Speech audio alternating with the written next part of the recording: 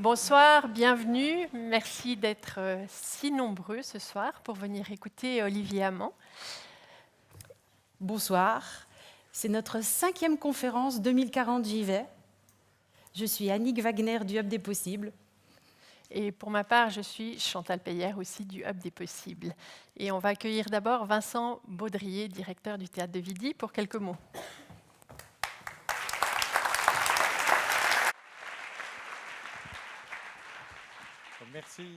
Merci Chantal, merci Annick. C'est une magnifique collaboration qui nous unit avec le Hub des Possibles. C'est effectivement la cinquième rencontre. Donc voilà, au nom du Théâtre de Vidy, on est très heureux et très heureuse de vous accueillir pour ce travail que vous faites pour nous aider à imaginer un futur meilleur, donc désirable. Et je crois que c'est aussi un endroit où on essaye, à travers la parole des artistes sur le plateau de Vidy, de participer à cet élan, à rêver à d'autres futurs possibles. Et je trouve que c'est une formidable idée d'avoir invité Olivier Hamon, dont la pensée sur la robustesse, je trouve cette pensée sur la robustesse particulièrement inspirante. Cette rencontre aussi s'inscrit pour nous donc, dans cette démarche dans laquelle on essaie d'entraîner le Théâtre de Vidy et le public sur réfléchir à d'autres futurs. Et donc, elle introduit cette semaine des théâtres des futurs possibles qui aura lieu du 10 au 13 juin. Donc chaque année, on essaye de faire une séquence un peu plus concentrée sur ces sujets. Et le Théâtre des futurs possibles 2026 a été pensé par la chercheuse et metteuse en scène Frédérique Aït-Touati, qui a longtemps collaboré avec le philosophe Bruno Latour, sociologue, philosophe des sciences, et qui a beaucoup pensé le vivant, la terre et leur représentation. Et d'ailleurs, ce cycle de théâtre des futurs possibles a été initié ce soir par l'inauguration de l'exposition Terraforma qu'on vient de vernir juste avant cette rencontre. Et donc, du 10 au 13 juin, il y aura donc un spectacle, la trilogie terrestre, conçue par Bruno Latour et Frédéric Aït-Touati, mais aussi un bal, mais aussi une conférence, mais aussi des collectifs qui vont participer pour essayer de réfléchir un peu autrement au vivant et à notre terre. Donc, ravi de vous y retrouver du 10 au 13 juin. Et maintenant, je vous laisse la parole pour cette belle rencontre avec Olivier Hamon. Merci beaucoup. Merci.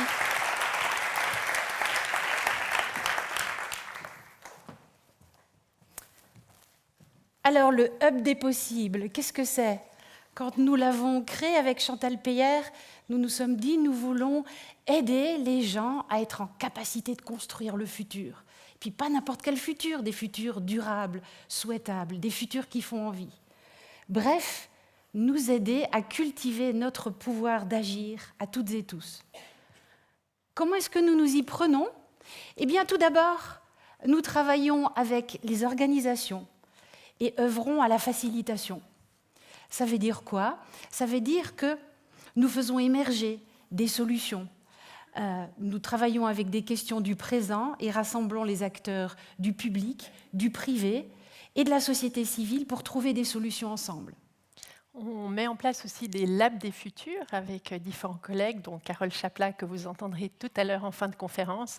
Donc les labs des futurs, c'est une façon d'utiliser les outils de la prospective pour construire différents futurs plausibles, possibles, mais aussi prendre conscience qu'il n'y en a aucun qui est certain d'arriver. Donc ça développe en fait notre capacité à devenir robuste, quel que soit le futur qui advient. Mais au Hub des possibles, on ne fait pas de la prospective pour s'adapter à un monde malade, on fait la prospective pour devenir un acteur du changement. Donc on travaille ensuite toujours avec ce qu'on appelle des signaux faibles pour définir le cap vers lequel on veut agir et justement récupérer notre pouvoir d'agir. On travaille sur différentes thématiques avec différents acteurs. Pour le grand public, nous proposons différents ateliers et nous appelons ça des ateliers de reliance parce qu'ils sont basés sur une méthode très puissante qui est le travail qui relie. Et le travail qui relie de Joanna Messis, c'est une méthode d'atelier en groupe sur une durée parfois courte ou plusieurs jours qui nous permet de passer d'une sensation d'impuissance à la force de l'engagement et l'énergie de l'engagement. Et puis, vous l'avez vu ce soir, on a ce programme 2040 JV Là, on est vraiment aussi dans le fait de dire, mais il y a déjà des solutions. Bien sûr qu'il y a beaucoup d'incertitudes, mais il y a aussi beaucoup de choses qui sont là autour de nous. Il faut aussi leur donner notre attention et notre intention pour qu'elles puissent grandir.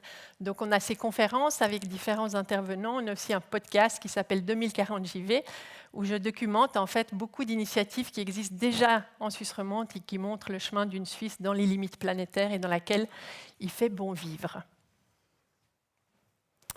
Alors ce soir, nous allons parler de robustesse et de performance. Dans un instant, notre conférencier va venir, mais avant cela, l'idée pour vous est de vous échauffer au thème. Vous allez prendre 2 minutes, regardez autour de vous, mettez-vous par 2, par 3. Faites attention à ce que personne ne soit seul dans son coin. Intégrez tout le monde, prenez une petite séquence de discussion pour vous raconter un moment que vous avez vécu où vous vous êtes senti super performante ou super performant. À vous de jouer.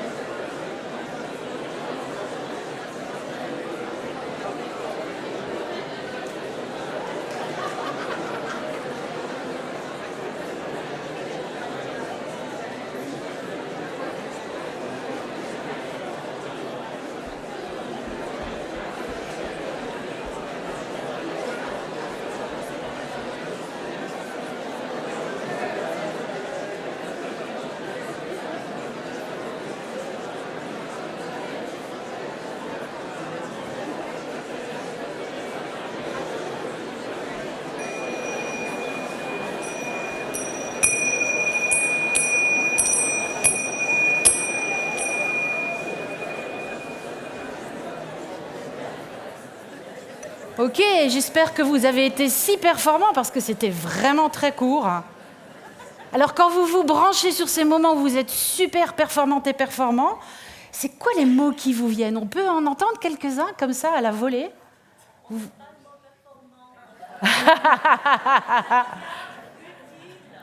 Quoi? Futile? Utile? Efficace? Fort? En situation d'urgence. Pardon? Inspiré. En stress, ça fait beaucoup de choses. Ça, c'est la performance. Alors, à partir de là, on va voir s'il y a peut-être un autre paradigme. Donc, Olivier, tu peux venir sur scène. Donc, comme vous le savez, je vais vous présenter juste en quelques mots Olivier.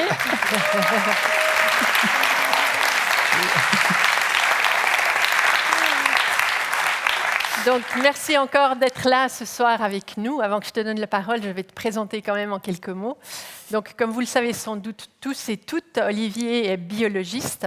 Il cherche à comprendre comment les plantes utilisent leurs forces pour leur développement, si j'ai bien compris et bien lu, en alliant les approches de biologie moléculaire et cellulaire, mécanique et de modélisation.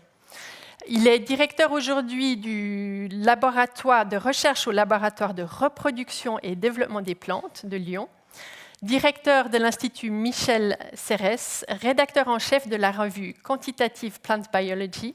Il a été fait docteur honoris causa à l'Université de Louvain en février de cette année.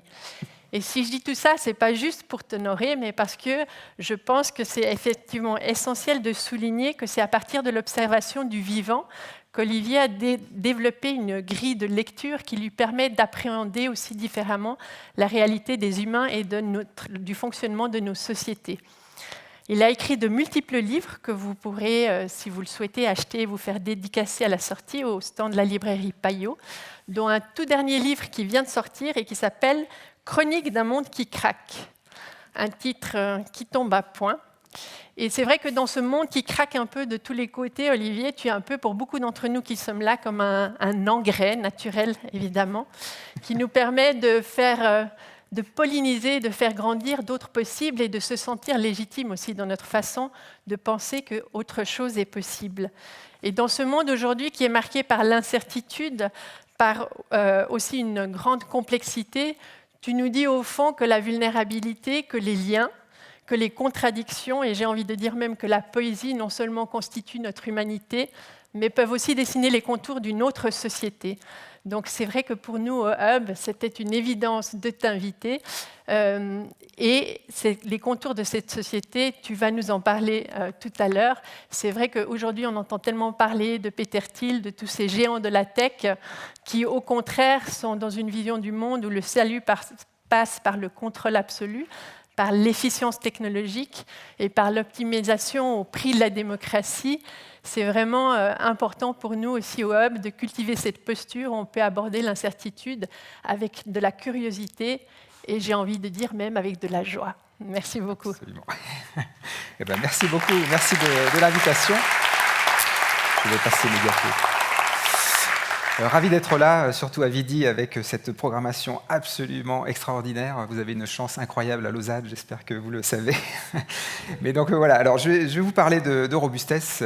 Ce n'est pas vraiment une surprise, j'ai bien compris. Et donc je démarre avec cette photo, une photo assez banale quand même. C'est pas une très belle photo à vrai dire, mais c'est une photo qui illustre ce qu'on a en tête quand on fait des projets. Voilà, on pense que le monde est stable. La mer d'huile. Alors, il y a quand même des petites bouées, hein, donc on sait quand même bien qu'il peut se passer des choses, mais oui, c'est quand même assez sous contrôle. Bon, sauf que dans cette ville, du jour au lendemain, il peut se passer ça. Donc ça, c'est Valence, en Espagne, en 2024, 400 litres d'eau par mètre carré en quelques heures. Voilà, ça fait des gros dégâts, surtout quand il y a des grosses voitures dans les rues. Hein, mais, voilà, donc ça, c'est un ensemble. Ces événements-là, enfin cet événement, mais comme d'autres événements comme ça, en effet, c'est le monde qui craque. Et c'est, alors on peut le dire d'une autre façon, hein, c'est réaliser que nous sommes en train de rentrer dans le monde des ruptures, et donc de quitter le monde de la continuité. Alors, si je le dis différemment, c'est quitter le monde de la moyenne pour entrer dans le monde de l'écart-type. C'est un peu en langage mathématique, mais c'est la même chose. Hein. C'est un monde qui devient de plus en plus variable. La polycrise, la permacrise, le monde VUCA, le monde banni, il y a tout un champ sémantique de la variation. Bon, voilà, ça c'est ce que nous disent. Alors, c'est ce que nous dit tout le monde. Hein. Le GIEC, l'IPBES, l'IUCN pour la biodiversité, Davos pour l'économie, l'OTAN, l'OCDE. Enfin, je ne vais pas vous faire la liste. Hein. Il y a un consensus. Ça devient de plus en plus variable. Alors, il y a plein de mots, en effet. Polycrise. On entend beaucoup. Alors moi, il y a un autre mot que j'aime bien utiliser, c'est le mot burn-out planétaire. Burn-out planétaire. Alors pourquoi je parle de burn-out planétaire? Parce qu'en fait, le burn-out, ça dit la polycrise avec la cause. C'est qu'en fait, le burn-out, on le connaît, il y a une épidémie de burn-out des humains, actuellement. Vous savez que maintenant, le burn-out, c'est quand on est lycéen. Hein, à 15 ans, on peut faire un burn-out. Il y a des enfants qui se suicident à 6 ans, hein, quand même. Donc, il faut réaliser le niveau de dégradation de la santé mentale. Donc, ça, c'est l'épidémie de burn-out des humains. Il y a aussi un burn-out du service public, des services publics, des hôpitaux, par exemple. Burn-out du droit international. Alors, Trump nous aide beaucoup à le voir, hein, celui-là. Là, on a bien compris. Et puis, il y a aussi un burn-out des écosystèmes, quoi, hein. Les écosystèmes sont épuisés par notre performance. Alors, ce que ça veut dire, ce burn-out, là, c'est que si on déplie un peu cette idée-là, alors voilà, j'ai cette diapo qui est un peu aride. Désolé pour l'aridité de cette diapo, mais elle permet de un peu fixer les idées, et celle-là, cette boucle-là, à mon avis, il ne faut pas la rater. Alors, vous voyez, là, je peux démarrer à gauche, là, une crise. Quand on vit une crise, en fait, on a besoin d'être en sécurité. Quand il y a une fluctuation, une turbulence, ça déclenche le besoin de sécurité. Et ça, c'est un besoin primaire.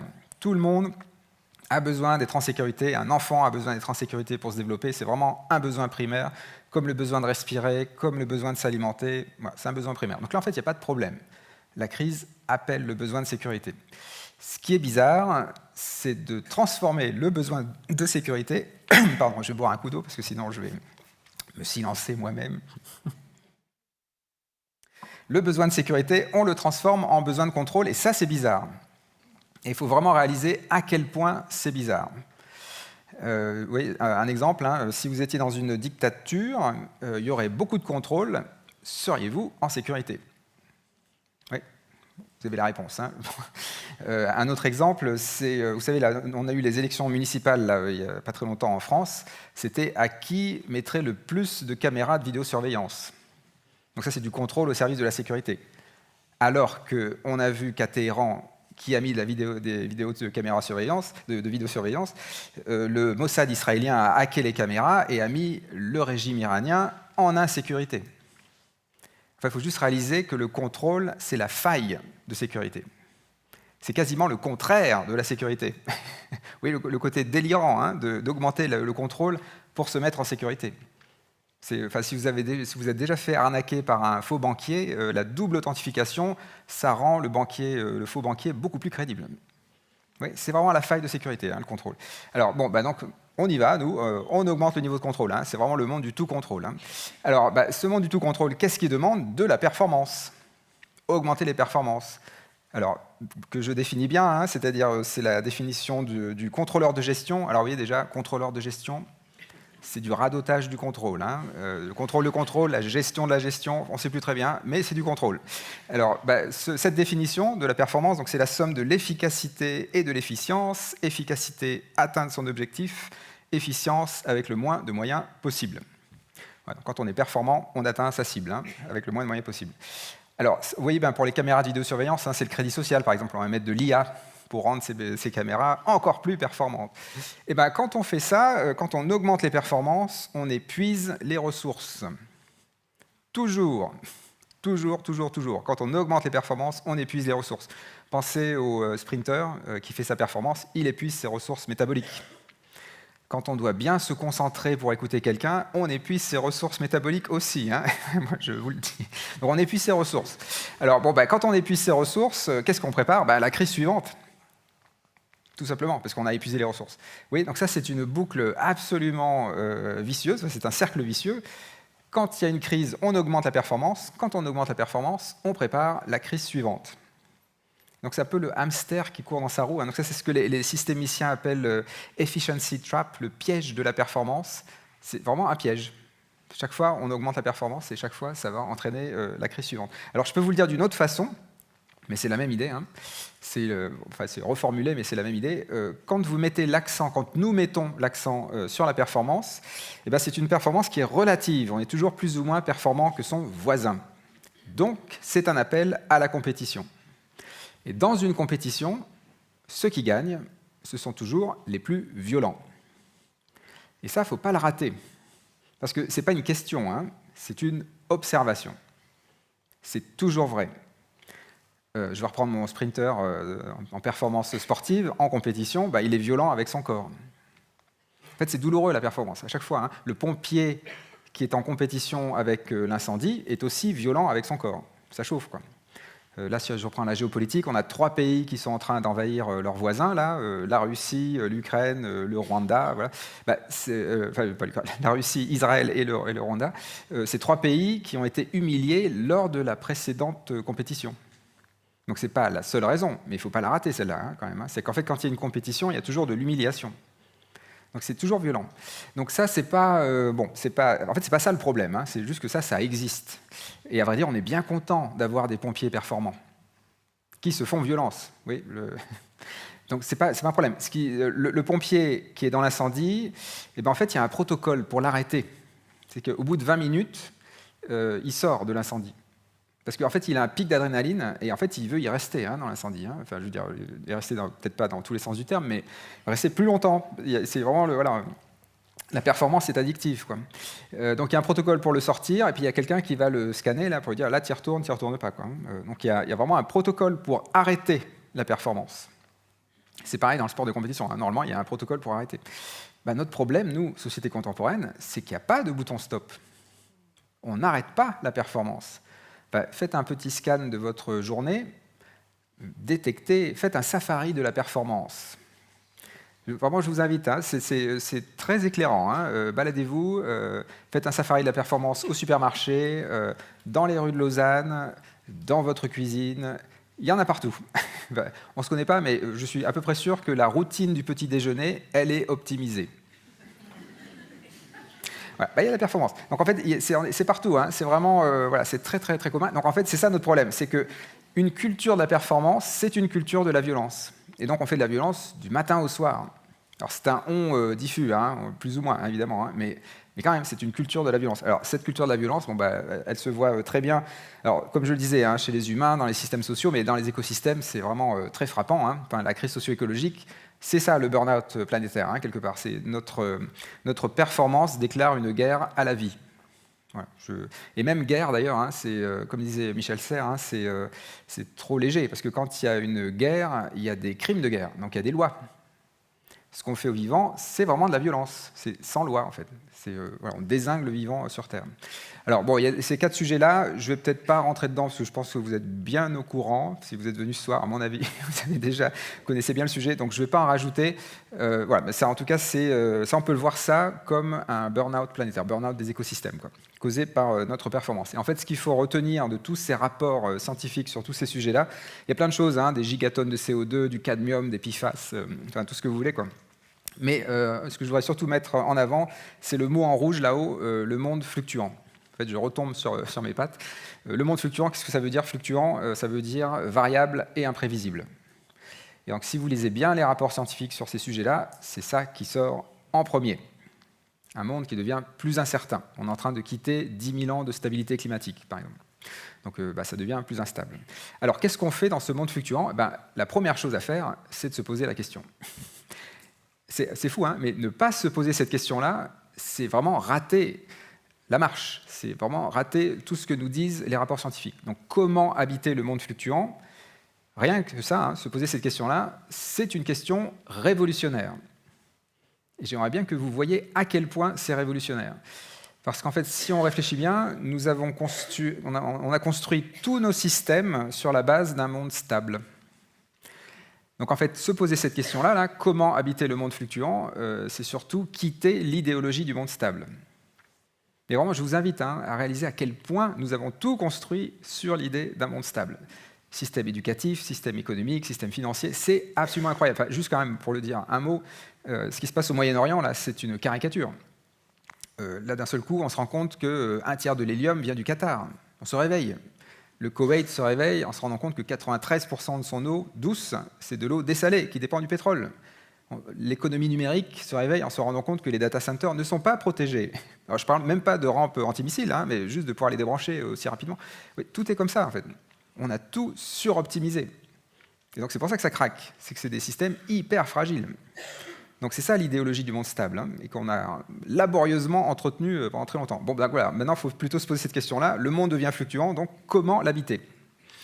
Et donc, alors, c'est une question qui est un peu flippante quand même, parce que c'est un peu comme si on était sur un bateau. On est déjà dans les tempêtes, hein, mais ce que nous dit le capitaine, c'est que les tempêtes vont augmenter en intensité et en fréquence, et ça va durer longtemps. On en prend pour tout le XXIe siècle et probablement au-delà. Et donc, en plus, c'est en croissance. Donc, c'est comment on fait dans ce monde-là. Alors ça, c'est la partie flippante, mais ce qui est rassurant, c'est cet arbre-là, ce chêne. En fait, les arbres, les êtres vivants en général, ça fait des millions d'années qu'ils sont sur Terre. Et donc, manifestement, c'est possible de vivre avec les fluctuations. Ce n'est pas la première fois. Et donc, comment ils font-ils, quoi? Est-ce qu'il n'y a pas des leçons à prendre chez les êtres vivants? Est-ce qu'il n'y a pas des récits à imaginer qui peuvent être inspirés du vivant? Alors, le chêne n'est pas un choix anodin, parce que ça permet tout de suite de rentrer dans le sujet. Les êtres vivants sont robustes. Voilà. En fait, si vous voulez, c'est le mot juste. Parce que la robustesse, un système qui est robuste, c'est un système qui est stable et viable malgré les fluctuations. Donc c'est une stabilité dynamique, une viabilité dynamique dans les fluctuations. Ça, c'est la définition physique, dynamique de la robustesse. Stable et viable malgré les fluctuations. Alors, c'est pourquoi je prends le chêne là, parce qu'en fait, c'est l'étymologie de la robustesse. Robustesse, ça vient de quercus robur, en latin, le chêne. Au passage, la fable de La Fontaine, le chêne et le roseau, bon, les deux sont robustes, hein, juste pour quand même le dire. Hein. Donc le roseau, oui, il plie mais ne casse pas, donc il est robuste, pour un roseau qui vit pas très longtemps. Donc c'est une robustesse surtout mécanique, quoi. Flexible, quoi, une souplesse. Le chêne, s'il casse une branche parce qu'il y a du vent, bah, ça ne sera pas la fin du monde. Hein. Voilà. Il sera robuste parce qu'il pourra faire une autre branche. Donc les deux sont robustes, c'est juste différentes stratégies de robustesse. Donc voilà, donc ça c'est la robustesse. Donc là en fait c'est un peu de la tautologie parce que oui, si le monde est fluctuant, il faut être robuste. Oui, c'est le mot juste, quoi, vraiment. Quand ça fluctue, il faut être robuste. Si vous êtes sur un bateau dans une tempête, il faut espérer que le bateau est robuste. Alors, ce qui est plus intéressant, c'est de voir comment font-ils, ces êtres vivants, pour être robustes. Donc, c'est dans le titre. Hein. Les êtres vivants sont robustes parce qu'ils ne sont pas performants. Et donc, c'est là qu'on a une petite friction avec nous, les sociétés humaines, où, en fait, nous, on a fait plutôt le contraire. Nous, on a fait des systèmes très performants, donc très fragiles. Oui, c'est le contraire. Hein. Donc, les êtres vivants, c'est plutôt l'inverse. Voilà. Robustes, parce que peu performants. Alors, il faut quand même que je nuance un petit peu. Je ne suis pas en train de vous dire que les êtres vivants ne sont pas du tout performants. En fait, il y a des moments de performance. Et ces moments de performance, il faut aussi que je balaye sur mon paillasson de biologiste, parce que nous, les biologistes, on a quand même dit pas mal d'âneries pendant des années. On a longtemps été obsédés par les moments de performance du vivant. C'est en fait ce qu'on mettait en avant, c'était ces petits moments de performance. Donc si je prends le lion, la lionne, c'est le moment de la chasse, par exemple. Un lion qui rugit. Oui, ça c'est des moments de performance. Ouais, un peu impressionnant d'ailleurs, hein, très spectaculaire. Alors ça a bien nourri les documentaires animaliers des années 80, mais il faut juste réaliser que ça dure quelques secondes. Hein. Un lion qui rugit, quelques secondes.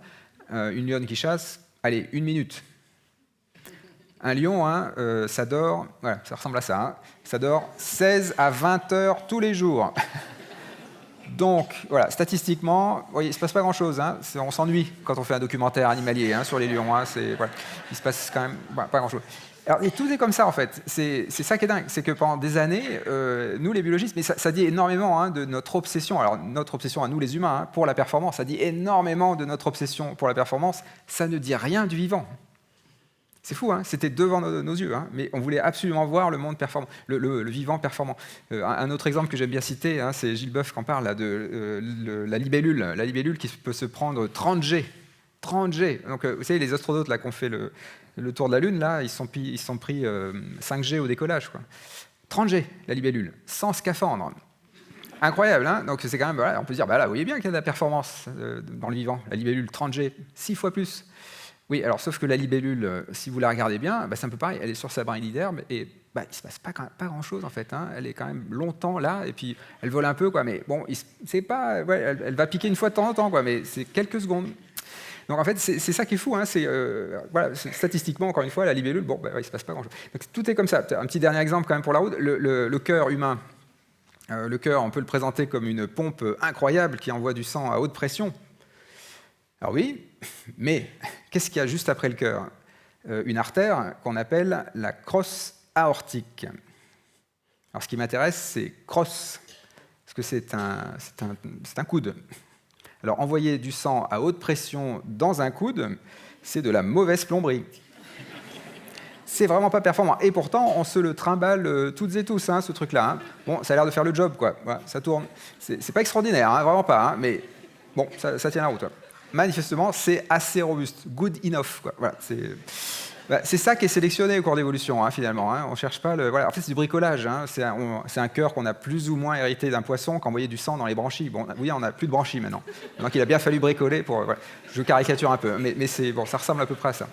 Donc voilà, le vivant, finalement, voilà, il nous apprend autre chose. Alors, ce qu'il y a de super quand même, c'est qu'on a fini quand même par évoluer, et notamment, enfin, nous les biologistes, à voir les systèmes biologiques, de les mettre en interaction. Donc, de ne pas s'arrêter à l'hydrodynamisme incroyable de l'écaille de requin, mais de voir le requin derrière l'écaille. Oui, et le requin derrière l'écaille, ben, c'est sa respiration, sa physiologie, son réseau de neurones dans le cerveau, etc. Qu'est-ce qu'on trouve là-dedans, dans tous ces réseaux-là, de façon plus holistique, intégrative? Ben, c'est tous les mots qu'on voit là. Hein. Inefficacité, hétérogénéité, lenteur, incertitude, redondance, incohérence, inachèvement, erreur, imprécision. C'est que des contre-performances. Et c'est ça qui est sélectionné au cours de l'évolution darwinienne. Darwin, on l'a aussi très mal lu, enfin, peut-être que je le dis ici, là. Donc l'origine des espèces, 1859, on est en pleine révolution industrielle. Darwin, c'est un naturaliste, il documente tout ce qu'il observe, de la compétition, de la coopération, sauf qu'en fait, on va dire non, qu'on va comprendre que la partie compétition. Vraiment, je vous invite à lire Darwin. Darwin, il était par exemple très intéressé par les organes rudimentaires. Donc les organes rudimentaires, c'est votre dernier orteil, les muscles derrière les oreilles. Vous voyez, des trucs qui servent quand même pas à grand-chose. Et bien, pour Darwin, c'est le laboratoire de l'évolution. Parce que justement, vu que ça sert grosso modo à rien, là, on peut faire des expériences, quoi. Ça peut diverger. Et ça ouvre le champ des possibles. Donc en fait, ce que nous dit Darwin, c'est que c'est pas la sélection, enfin en creux, c'est vrai qu'il faut un peu lire en détail, mais ce que nous dit Darwin, c'est pas la sélection des plus adaptés, c'est la sélection des plus adaptables. C'est le contraire. Les plus adaptés, c'est ceux qui s'enferment dans une voie étroite. Oui, alors si on les sélectionne comme ça va être des impasses évolutives. Ça existe, mais c'est des impasses évolutives. Ceux qui restent, c'est les plus adaptables, ceux qui peuvent changer. Donc justement, ceux qui ont un peu d'espace, ceux qui ont des marges. Pour avoir des marges de manœuvre du jeu dans les rouages, faut aller contre la performance. Si vous êtes efficace, efficient, vous allez vous enferrer dans une voie étroite, ce sera fragile. Vous allez vous suroptimiser, ça va casser. Donc évidemment que le vivant qui dure, celui qui est robuste, oui, il est plutôt construit sur ses contre-performances, sur ses vulnérabilités. Alors je vais quand même vous donner mon exemple que j'utilise tout le temps, quasiment un exemple canonique de l'équilibre entre performance et robustesse, c'est l'exemple de la température corporelle. Alors vous savez qu'on est à 37 degrés, ça c'est notre température de croisière, voilà, on est à 37 degrés. Au passage, on se refroidit un peu, on est de plus en plus sédentaire, donc maintenant c'est 36,5, voilà. Un tout petit peu inquiétant quand même, mais bon, voilà, on va dire 37 degrés. Et puis quand on attrape un virus, en fait on peut monter en température, c'est la fièvre, 40 degrés. Alors si moi je mesure l'activité métabolique de vos enzymes, je vais trouver qu'à 37 degrés, votre corps n'est pas très performant. Votre système immunitaire n'est pas très performant à 37 degrés. Et d'ailleurs, vous le savez bien, parce qu'à 37 degrés, il y a tout qui rentre. Les bactéries, les virus, c'est open bar à 37 degrés. Oui, vos défenses ne sont pas extraordinaires. Alors à 40 degrés, par contre, là, c'est très différent. Là, vous avez boosté la performance de votre système immunitaire. Là, vous êtes très performant. Enfin, vos enzymes, votre système immunitaire est très performant. À 40 degrés, individuellement, on est un peu claqué quand même, voire même très fatigué. C'est normal, parce que là, on fait l'expérience du burn-out moléculaire. Oui, c'est tout simple. Nos enzymes, elles se fatiguent, elles s'épuisent. On a augmenté la performance, donc on épuise les ressources. Là, c'est vos enzymes qui s'épuisent. Et donc là, vous ne pouvez pas rester très longtemps à 40 degrés. C'est 3 jours maximum, après c'est mortel. On revient à 37 degrés. Parce que sinon, ce n'est pas viable. Ouais, donc oui, c'est tout simple. Le truc, c'est qu'en fait, on va passer l'essentiel de sa vie à 37 degrés, ce qui est le mode robuste. Nous, on appellerait ça le mode dégradé, parce qu'on est obnubilé par le maximum de performance. Mais le mode dégradé, c'est le mode robuste. On a pris des marges de manœuvre. On en a gardé sous le capot, si vous voulez. Et puis, donc ça, c'est l'essentiel de votre vie, à 37 degrés. Et vous allez passer quelques jours dans votre vie à 40 degrés. Mais vraiment, vous pouvez compter le nombre de jours. Vous allez voir, ce n'est pas beaucoup dans une vie entière. Quelques jours à 40 degrés, ça c'est le mode performant, donc fragile. J'insiste un peu lourdement sur le « donc », parce que c'est ça le problème. Quand vous augmentez les performances, quand vous êtes à 40 degrés, il ne faut pas se prendre une surinfection. Parce que là, vous n'avez plus beaucoup de marge de manœuvre. Vous allez directement à l'hôpital. Oui, vous êtes au taquet, là. Vous avez perdu les marges de manœuvre. Ça va? Oui, c'est la température, c'est tout simple. Et donc ça, vous pouvez l'activer dans vos activités. Vous voyez, par exemple, la planification des vacances, vous pouvez vous demander, est-ce que je choisis 37 degrés ou 40 degrés? Vous allez voir, très souvent, c'est 40. C'est incroyable. Bon, enfin, bref, c'est une décision, on peut vraiment, voilà, c'est à activer, ça vraiment. Alors, ça, c'est ce que nous dit la biologie. Vous voyez, c'est tout simple, le compromis performance-robustesse. Les êtres vivants sont robustes avant d'être performants, on pourrait le dire comme ça. Alors, ça donne vraiment envie d'appliquer ça à la société. Parce que justement, nous, notre société, on est drogué à la performance et on est en train de craquer. Alors, normalement, quand un biologiste dit ça, là, normalement, il y a une alarme quelque part qui se déclenche, parce que là aussi, les biologistes, on a un passif compliqué, nous, les biologistes. Les biologistes qui ont décidé, qui ont tenté d'organiser la société par le passé, on peut considérer que c'était quand même, grosso modo, un échec. L'eugénisme, le darwinisme social, hein, tout ça, c'est de la biologie utilisée pour organiser la société. Bon, ça a quand même été un peu une catastrophe. Hein, mais je vais le faire quand même. Alors, c'est ça qui est un peu étonnant, mais sans aucune hésitation, hein, vraiment sans aucune hésitation, parce que ce compromis performance-robustesse, ce n'est pas une exclusivité du vivant, c'est un principe universel. Ça ne dépend pas du système. Aurélien Barraud pourrait vous en parler en astrophysique, il vous dirait la même chose. C'est aussi universel que la loi de la gravité. Je peux vous donner un exemple que j'aime bien citer, c'est si j'étais un linguiste, ou si on invitait un linguiste à venir sur scène. Un linguiste vous dirait exactement la même chose. Le langage est robuste parce qu'il n'est pas performant. C'est pareil. C'est qu'en fait, si je parlais parfaitement, il n'y aurait plus d'incompréhension, donc il n'y aurait plus de dialogue, donc il n'y aurait plus de langage. Oui. Ce qui fait qu'il y a encore des langages, aujourd'hui, c'est qu'ils sont imparfaits. On ne se comprend pas, en fait. Et c'est pour ça qu'il y a des langages. Et en fait, si vous regardez bien dans le dictionnaire, il y a beaucoup de synonymes. Ça, c'est des redondances. Il y a de la polysémie. Donc le dictionnaire français, il y a en moyenne, hein, c'est 5 sens différents par mot. Hétérogénéité. Il y a des faux amis, donc ça c'est des incohérences, un mot qui veut dire tout et son contraire. C'est la même chose, c'est les mêmes principes, c'est de la contre-performance au service de la robustesse du langage. Alors, si vous voulez vous en convaincre, le maximum de performance dans une société, si vous voulez, ou même maximum de cohérence, c'est la secte. Une secte, c'est vraiment, alors là, tout le monde sait ce que pense l'autre, et tout le monde pense comme le gourou. Donc là, c'est très efficace, hein, c'est très efficient aussi. Et c'est silencieux, les sectes. Les gens ne se parlent plus. Il n'y a plus rien à se dire, en fait. Voilà, donc ça c'est pour le langage. Mais un autre exemple, peut-être plus pratique, c'est l'avion. Alors, si un ingénieur, alors on va faire venir un ingénieur d'Airbus là, qui vient, et puis qui va vous parler de comment il construit son avion. Un avion, ça va aller dans les turbulences, ça va habiter le monde fluctuant. Donc, il va bien falloir qu'il soit robuste, cet avion. Comment on fait pour le rendre robuste ? Cet avion, on le fait voler à 50% de ses capacités. On ne fait jamais voler un avion à 100% de ses capacités. Parce qu'un avion qui vole à 100% de ses capacités, la moindre petite turbulence, et il se crache. Donc il faut qu'il ait beaucoup de marge de manœuvre. 50%. Et dans cet avion, on va mettre 3 systèmes autopilotes, 3 technologies différentes sur 3 circuits différents. Hétérogénéité, redondance, c'est la même chose. Il y a 1 km de câble par passager dans un avion de ligne. Hein. Donc un avion de 300 passagers, c'est 300 km de câble. C'est très lourd, les avions. Et ces câbles, on va mettre la même chose du côté droit et la même chose du côté gauche. On va tout doublonner. Parce qu'évidemment, si l'aile droite brûle, il faut atterrir avec l'aile gauche. Oui, donc les avions sont robustes avant d'être performants. Et ce qui est fou, c'est que nous, quand on regarde des avions, endoctrinés qu'on est dans la performance, on va plutôt voir des objets performants. Non, ce sont des objets robustes. Et la performance est passée au second plan. Oui, c'est ça qui est incroyable. Hein. Je vous invite vraiment à voir ce ratio-là et surtout à voir que c'est universel. C'est vraiment une loi universelle. Donc, en fait, j'ai vraiment aucun problème à l'appliquer à la société parce que ça nous dépasse, quoi. Ça dépasse le vivant. C'est juste que le vivant l'incarne, ce compromis performance-robustesse. C'est tout. C'est très concret, ça se voit. Oui, si je reprends mon chêne, un chêne, il y a beaucoup de feuilles.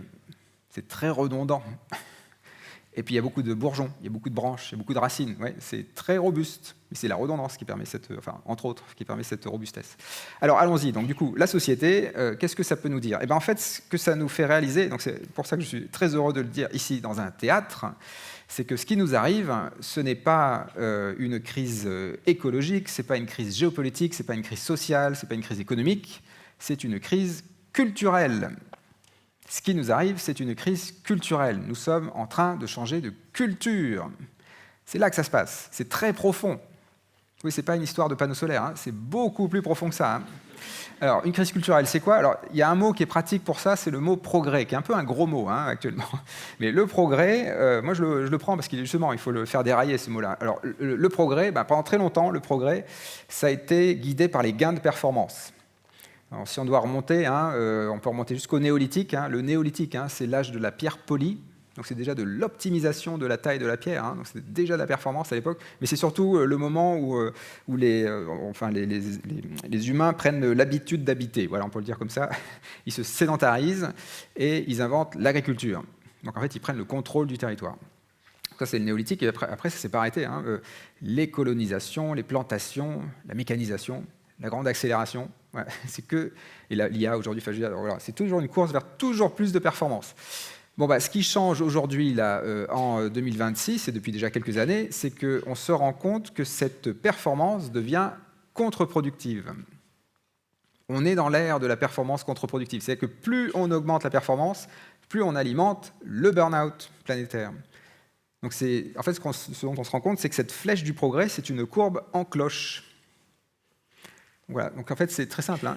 Si on continue à augmenter la performance, on va plutôt menacer la viabilité des humains sur Terre. Alors, il y a un petit conflit d'intérêts. Hein. Je ne suis pas en train de dire qu'on va sauver la planète. Hein. La planète va se sauver, hein. Ça, il n'y aura pas de problème. Hein. C'est vraiment sauver les humains sur Terre. C'est ça notre sujet. Hein. C'est pour ça que c'est le progrès de l'humanité. Donc, si on menace la viabilité des humains sur Terre, l'habitabilité des humains sur Terre en augmentant la performance, ce n'est plus un progrès, si vous voulez. C'est un progrès contre-productif. Donc, comment on peut imaginer la suite ? C'est très simple. C'est là où il y a un récit. Hein. C'est en fait quand on change d'axe. Dans un monde qui devient de plus en plus fluctuant, le progrès de l'humanité sera guidé par les gains de robustesse. Oui, je le dis au futur, hein, sans trop d'hésitation finalement, parce qu'en fait, là, je ne fais qu'endosser le fait scientifique. Le monde devient plus fluctuant, donc il faut être plus robuste. Pour être plus robuste, il faut faire passer la performance au second plan. Oui, on est dans ce moment de copernicien. C'est là où il y a un changement culturel. C'est quasiment une réponse au rapport au Club de Rome, qui était aussi une courbe en cloche, hein, la croissance, la post-croissance. En fait, on l'a ici, là, hein, mais par contre, c'est ce qui va avec.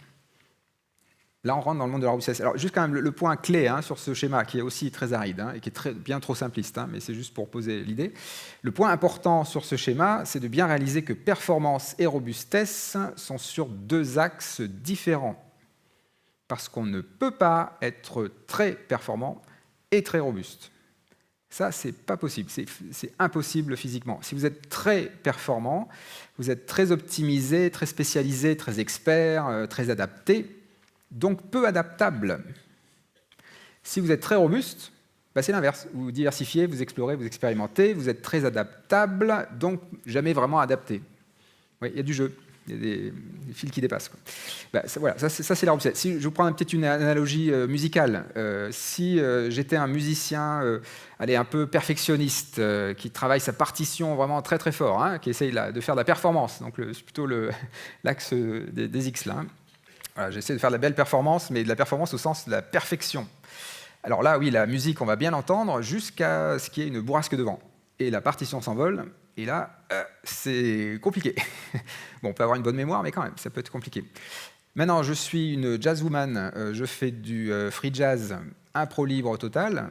Alors là, je peux vous garantir qu'il peut se passer à peu près n'importe quoi, la musique va continuer. C'est que même s'il y a un camion qui fait plein de bruit autour, on va utiliser le bruit, ça va nourrir l'intention. C'est qu'on n'est pas dans la gestion des risques, on réenchante le risque. C'est que les fluctuations nourrissent l'intention. Vous voyez, c'est pas, le risque fait peur quand on a tout suroptimisé.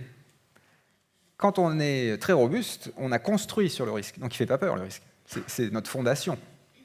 Donc quand on fait de l'impro jazz libre, etc., c'est plutôt ça en fait.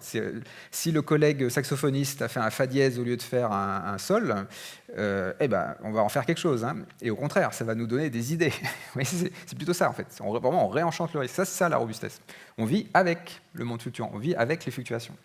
Alors, ça c'est ce que... Voilà, là, je ne fais qu'endosser le fait scientifique. Évidemment, on peut se dire que c'est une utopie lointaine, ce truc-là, parce que, on l'a dit, hein, il y a quand même des ultra-performants qui sont là. Hein. On est encore dans le monde de la performance.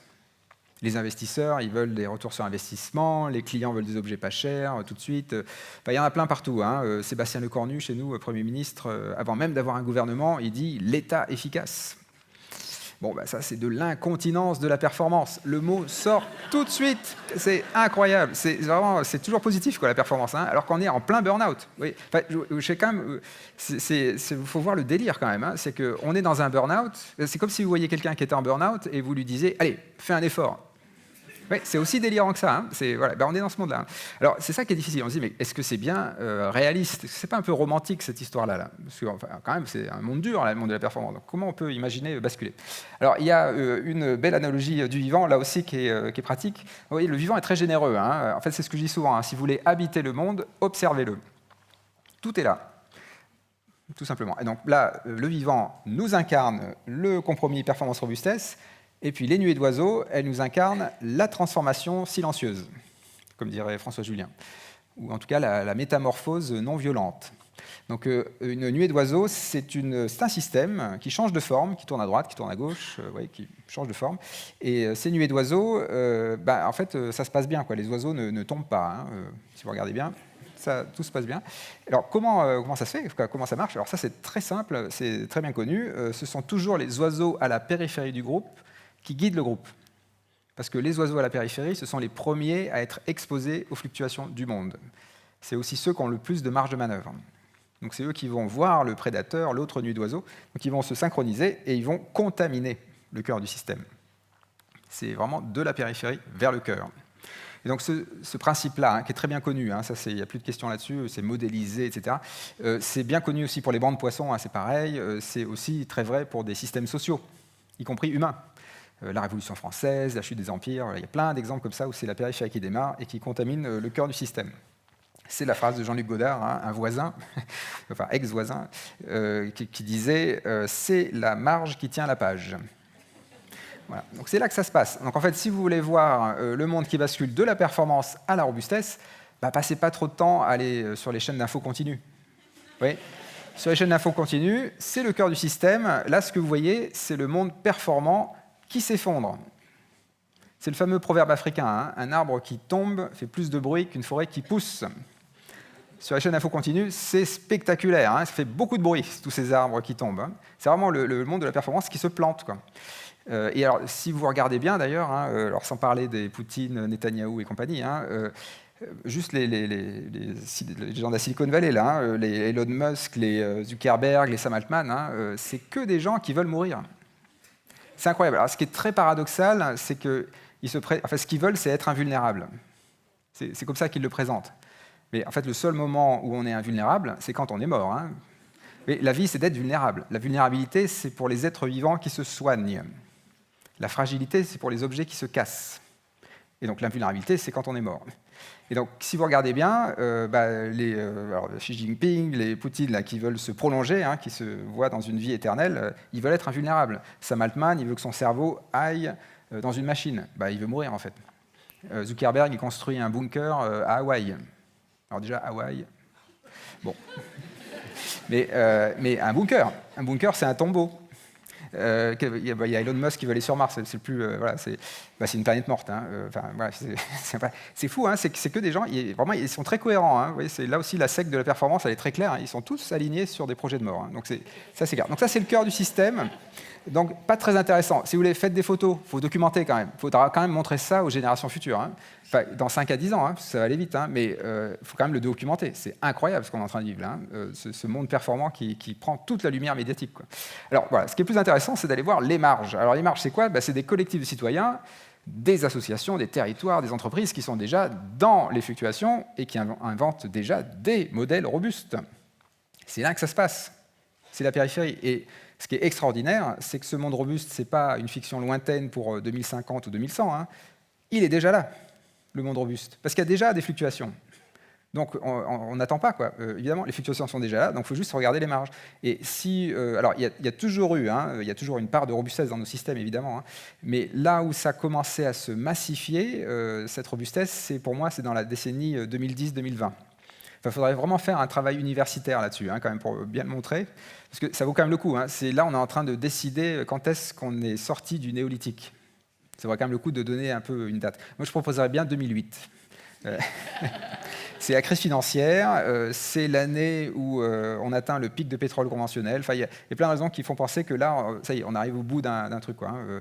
Et après, on a commencé à parler de faire des mines sur des astéroïdes, si vous voulez. Ah oui, donc là, c'est du délire. Alors, on est dans autre chose, là. C'est plus, Donc, en fait, voilà, entre 2010 et 2020, c'est là où en fait, on voit tous ces projets robustes s'émanciper et se massifier. Alors, ça ressemble à quoi? C'est tout ça, en fait. Hein. Donc, c'est l'agriculture qui bascule vers l'agroécologie. Alors là, ça me permet de dire qu'on parle beaucoup de backlash écologique en ce moment, notamment avec, alors chez nous en France, on a la loi Duplon, je ne sais pas si vous avez entendu cette histoire-là, donc remettre des pesticides dont on sait qu'ils sont vraiment toxiques. Alors ce qui est génial là-dedans quand même, c'est que la loi Duplon, c'est le nom d'un sénateur qui fait de l'alchimie à l'envers, Laurent Duplon. Laurent Duplon. C'est incroyable. C'est cosmique, c'est cosmique, vraiment. Bon, mais voilà, donc ça c'est... alors, on a cette idée quand même du backlash écologique, sauf que c'est une construction médiatique, ce truc-là. C'est qu'en fait, le backlash écologique, oui, il est dans l'élite.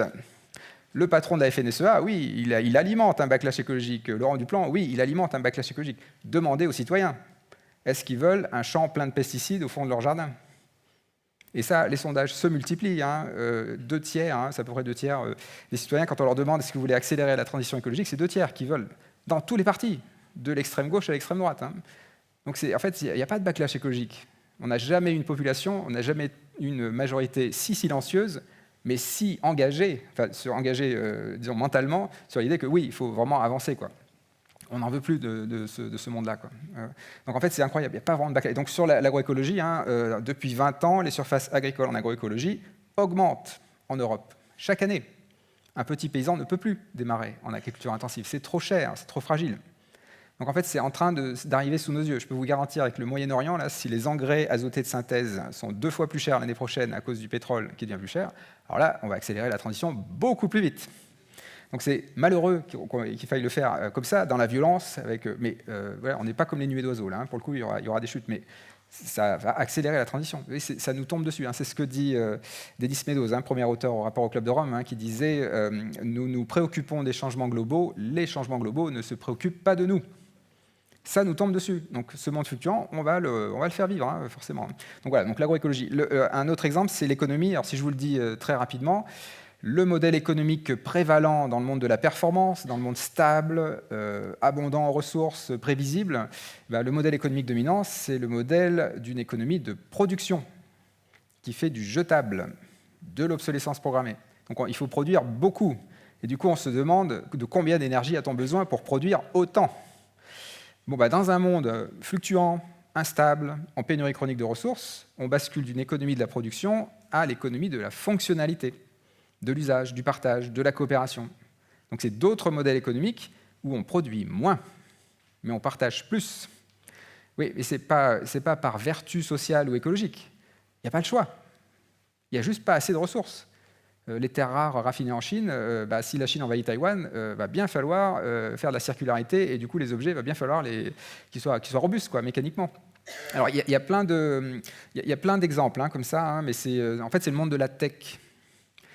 Bibliothèque, médiathèque, ludothèque, objet-tech, c'est ce monde-là, c'est ça c'est l'économie. En fait c'est une économie qui est extrêmement rentable économiquement, mais c'est plutôt une économie de service, où on produit des super produits de luxe, et on a accès à ces produits très haut de gamme au prix le plus bas.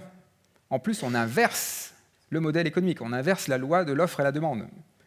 Parce que si vous avez une objet tech ou Yann Lemoine, qui a fait une entreprise de l'ESS qui s'appelle Les Biens en commun, c'est pareil, c'est des petits casiers en ville où on peut récupérer des objets, des perceuses, des choses comme ça. Ces objets qui circulent beaucoup, là, ils sont très robustes, c'est du très haut de gamme, c'est du luxe, quelque part, vous payez 1 €. Et oui, donc là, on inverse l'offre et la demande, et en plus, on résout, ou même on fait disparaître le problème du pouvoir d'achat. Le pouvoir d'achat, si vous voulez le résoudre en distribuant des allocations, des subventions, vous continuez à laisser les citoyens dans leur posture de citoyens consommateurs, aliénés. Si maintenant vous faites une économie du partage, de l'usage, etc., là, vous avez des citoyens qui sont émancipés. Ils sont dans des conditions dans lesquelles ils n'ont plus besoin d'acheter. Si vous êtes dans les conditions où vous n'avez plus besoin d'acheter, vous avez vraiment fait disparaître le pouvoir d'achat, le problème du pouvoir d'achat. Et donc ça, c'est en train d'arriver. Alors, je ne suis pas en train de vous dire qu'on bascule de l'un à l'autre. Je binarise, évidemment qu'il y aura un mélange des deux modèles. Tout ne sera pas partagé, mais tout ne sera pas propriétaire non plus. Mais c'est déjà le cas. Les voitures partagées, les vélos partagés, vous le voyez, on est là. C'est déjà là. Mais ça, c'est la robustesse qui vient. Bon, voilà, donc ça, c'est le modèle économique. Et puis, un troisième exemple, c'est les conventions citoyennes, les approches participatives. C'est plus lent, c'est plus hétérogène, c'est plus incohérent. Voilà, on ne sait pas très bien où ça va. On se questionne beaucoup la question, mais ça transforme vraiment les territoires. Très coriace. La convention citoyenne qu'on a fait en France sur le climat, le pouvoir a censuré, parce que là c'était le cœur du système qui n'avait pas compris comment rentrer dans l'histoire finalement. Mais vous voyez, 2-3 ans après, enfin même plus que ça, on est encore en train d'en discuter. Très coriace, très robuste. Ouais, ce qui sort d'une convention citoyenne, ça reste, vraiment. Alors, je vais quand même vous donner mes petits exemples, j'en prends juste 2 là. Ça, c'est Saint-Martin-d'Auxigny, donc ça, c'est juste pour montrer à quoi ça peut ressembler, la robustesse dans un territoire. Donc là, vous avez à gauche le fameux remembrement, stratégie de performance dans les territoires. On canalise les rivières, on fait sauter les haies, on augmente les surfaces agricoles. C'est de la performance violente. Il y a eu des morts, tout ça, des paysans qui résistaient avec des fusils, etc. Donc c'est violent. Et puis ce qu'on obtient à la fin, c'est un commun négatif, une rivière canalisée. Alors une rivière canalisée, elle ne peut plus explorer son lit latéral. Donc qu'est-ce qu'elle fait? Elle explore son lit vertical. Elle s'enfonce, elle disparaît, elle s'enterre. C'est incroyable. Là aussi, c'est un projet de mort. Vous voyez, l'eau ne va plus dans les sols, elle s'enterre, vraiment. Donc, une rivière canalisée, c'est une rivière qui va disparaître. Mais avant qu'elle disparaisse, elle nous fait quand même quelques petits échos, des petites rétroactions, parce qu'une rivière canalisée, comme ça, quand il pleut beaucoup, c'est une autoroute à eau qui va envoyer de l'eau très rapidement dans la ville voisine. Donc, inondation, gros dégâts. On peut considérer qu'une ville ou un village qui est à côté de rivières canalisées, c'est un village qui est en joue, avec des rivières canalisées qui sont à la moindre fluctuation hydrique, on va dire, il y aura une inondation. Donc, qu'est-ce qu'ont fait les citoyens là? Vous voyez, ça c'est l'ancien tracé de la rivière, on reconnaît un peu là. Ils ont retracé une rivière, ils ont reméandré la rivière, et cette rivière là qui maintenant prend plus de place, qui est plus erratique, qui est plus lente, qui est plus imprévisible quelque part, quand il pleut beaucoup, elle déborde dans la parcelle, elle n'inonde plus la ville. Et donc là, on a désoptimisé le paysage pour augmenter la robustesse territoriale. Et oui, c'est des citoyens dans un petit village, donc c'est à la marge, qui se sont pris en main et qui ont développé une stratégie de robustesse. Et on en parle, alors chez nous, au journal de France 2, à 20h, en prime time. Oui, les marges sont en train de contaminer le cœur. Je vous invite à regarder les journaux télévisés d'il y a 20 ans, ça n'aurait pas fait la une, très clairement. Bon, ça dit des choses. Alors, un autre exemple que j'aime bien citer, c'est Arnaud Créteau. Arnaud Créteau, c'est un ingénieur énergéticien, là, que vous voyez dans une posture pas forcément hyper ergonomique, mais il fait du pain avec un four solaire. Oui, c'est un four solaire, c'est vraiment solaire, c'est que ce n'est pas des panneaux solaires, c'est des miroirs, donc c'est vraiment très low-tech. Et donc ça, c'est pas très nouveau, le four solaire, on connaissait déjà, mais ce qui est révolutionnaire, c'est de faire ça à Rouen. Oui, le climat est variable à Rouen. Et donc un four solaire, compliqué de faire du pain tous les jours avec un climat variable quand on a un four solaire. Alors, le petit truc Carnot, c'est qu'il a aussi un four à bois quand même. Donc redondance, au cas où, quoi. Vraiment, dans la semaine, il n'y a rien. Mais comment il fait quand même pour tenir avec son four solaire pour faire une boulangerie à Rouen? Et en fait, c'est tout simple, il a dû déconstruire ce que c'est qu'une boulangerie. Donc encore une fois, c'est culturel la réponse, c'est pas technique, c'est d'abord culturel. Il faut réaliser le délire du monde de la performance dans lequel on est actuellement. Et donc là, c'est le délire de la boulangerie. Alors, c'est délire, le mot peut-être un peu fort, mais le culte de la performance dans la boulangerie. Aujourd'hui, un boulanger, c'est quelqu'un qui pétrit sa pâte, qui cuit son pain la nuit, aux aurores, et qui vend une baguette qui sera rassie au bout de 24 heures. Bon, je caricature un peu, mais ça peut ressembler à ça, un terminal de cuisson, quoi. Lui, Arnaud, là, il ne peut pas faire ça, parce que déjà, il ne va pas cuire son pain la nuit. Ça, les ingénieurs, ils sont forts pour ça, four solaire le jour. Donc, c'est mieux. Mais surtout, vu qu'il n'est pas sûr d'avoir du soleil tous les jours, il doit faire du pain qui dure 7 jours. Comment on fait du pain qui dure 7 jours? On utilise du levain naturel, donc du levain qui est moins performant, mais en poussant plus longtemps, en fait, il va se conserver. Il va prendre plus de temps pour pousser, 5 heures à peu près, donc c'est plus lent qu'1 heure et demie avec le levain sélectionné de boulanger. Quand vous faites ça, le pain se conserve plus longtemps et en plus le gluten a tout le temps de se rencontrer, il n'y a plus besoin de pétrir la pâte. Donc en fait, ce qu'il faut réaliser, c'est que la vie du boulanger moderne, c'est une vie de boulanger qui est gouvernée par un levain trop performant. Ça l'oblige à pétrir sa pâte, ça l'oblige à se lever tous les jours pour faire du pain, et du pain qu'il doit refaire tous les jours parce que ça va être assis au bout de 24 heures. Oui, c'est n'importe quoi en fait. Donc là, lui, il vend du pain qui dure 7 jours. Alors, ce qui est incroyable avec ça, c'est que là, vous avez la boulangerie la plus robuste de France. Là lui, il ne peut rien lui arriver. Oui, parce que en fait, la faille d'une boulangerie, c'est le coût de l'énergie. On l'a bien vu avec la crise en Ukraine. Beaucoup de boulangeries qui ont fermé. Là, son énergie est gratuite et il a inventé un modèle économique qui vit avec les fluctuations. Alors, ils le démontrent d'ailleurs. Ils ont été créés en 2017, ils sont rentables depuis 2017, et ils n'ont pas augmenté leur prix depuis 2017. Ils sont insensibles à l'inflation. Donc c'est robuste. Voilà. Donc vous voyez, ils ont fait une agence TELED qui accompagne les entreprises à acquérir la culture de la variabilité. Vous voyez, quand je vous disais tout à l'heure, habiter le monde fluctuant, c'est sortir de l'idéologie du monde stable, bah, c'est surtout acquérir la culture de la variabilité. C'est vraiment pour repenser ces modèles. Il faut que j'avance. Ça dépend le temps que tu veux laisser pour les questions. Oui, j'aimerais bien laisser des temps pour les questions. Ce serait bien de... Oui, ok, très bien. Ben, parfait, je vais peut-être zapper cette diapo et je vais arriver directement sur cette diapo-là. En fait, ça, c'est la boucle que je vous ai présentée tout à l'heure. Je ne vous la redonne pas, c'est la boucle de la performance. Comment on sort de ça? C'est quoi l'antidote à cette boucle? Ben, c'est cette boucle-là, en fait. En fait, quand il y a une crise, ça appelle de la sécurité, ça ne change pas, c'est un besoin primaire, mais plutôt que d'augmenter le niveau de contrôle, on va prendre de la distance avec le contrôle. On va augmenter les marges de manœuvre. Si vous faites ça, si vous augmentez les marges de manœuvre, alors vous alimentez votre robustesse. Si vous faites de la robustesse, eh ben vous allez régénérer les ressources dans l'écosystème. Donc si je prends l'exemple de l'agroécologie, par exemple, c'est ça ce qui se passe. Vous mettez plus de biodiversité dans les territoires, vous allez dépolluer l'eau, régénérer la biomasse dans les sols, stimuler les symbioses, et tout ça. Ça, c'est de la régénération de ressources. Si vous régénérez les ressources, vous atténuez les futures fluctuations. Parce que là, vous alimentez les services écosystémiques, quoi. Donc vous voyez, en fait, à droite, c'est une boucle de la sécurité qui dérive vers le sécuritaire. À gauche, c'est de la sécurité qui tend vers la sérénité. La sérénité, c'est de la sécurité qui n'a pas besoin de contrôle. Ça, c'est la robustesse. Voilà. Alors, je vais arriver. Voilà, donc, de plus en plus d'entreprises qui intègrent la robustesse, donc ça va résonner très fort avec la discussion de ce soir. Différents secteurs, je ne vais pas trop insister. Et puis, vraiment, un conseil pour terminer. Si vous voulez enrobuster vos organisations, il y a ce site, larobustesse.org, qui a plein d'écrits de textes, d'audio, de vidéos, des jeux, fresques de la robustesse. Tout ça, c'est en Creative Commons, partagé, partageable. Donc, vous pouvez créer vos communautés apprenantes et rentrer dans ce monde-là, quoi. Travailler la notion et être aussi en partage avec d'autres communautés apprenantes. Donc, il y a des communautés apprenantes territoriales. Vous pouvez faire très bien Lausanne et robustesse, par exemple, tout à fait possible, ou voilà ce que vous voulez. Entreprise familiale et robustesse, voilà. Allez voir, il y a plein de ressources. Voilà, je m'arrête là. Je m'arrête là, comme ça, il y a du temps pour les questions. Merci de votre écoute.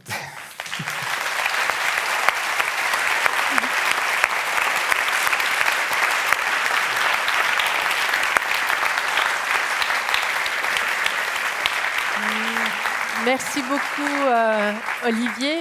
On voulait vous laisser aussi un moment quand même pour poser des questions et peut-être je te pose une première question le temps que les gens réfléchissent.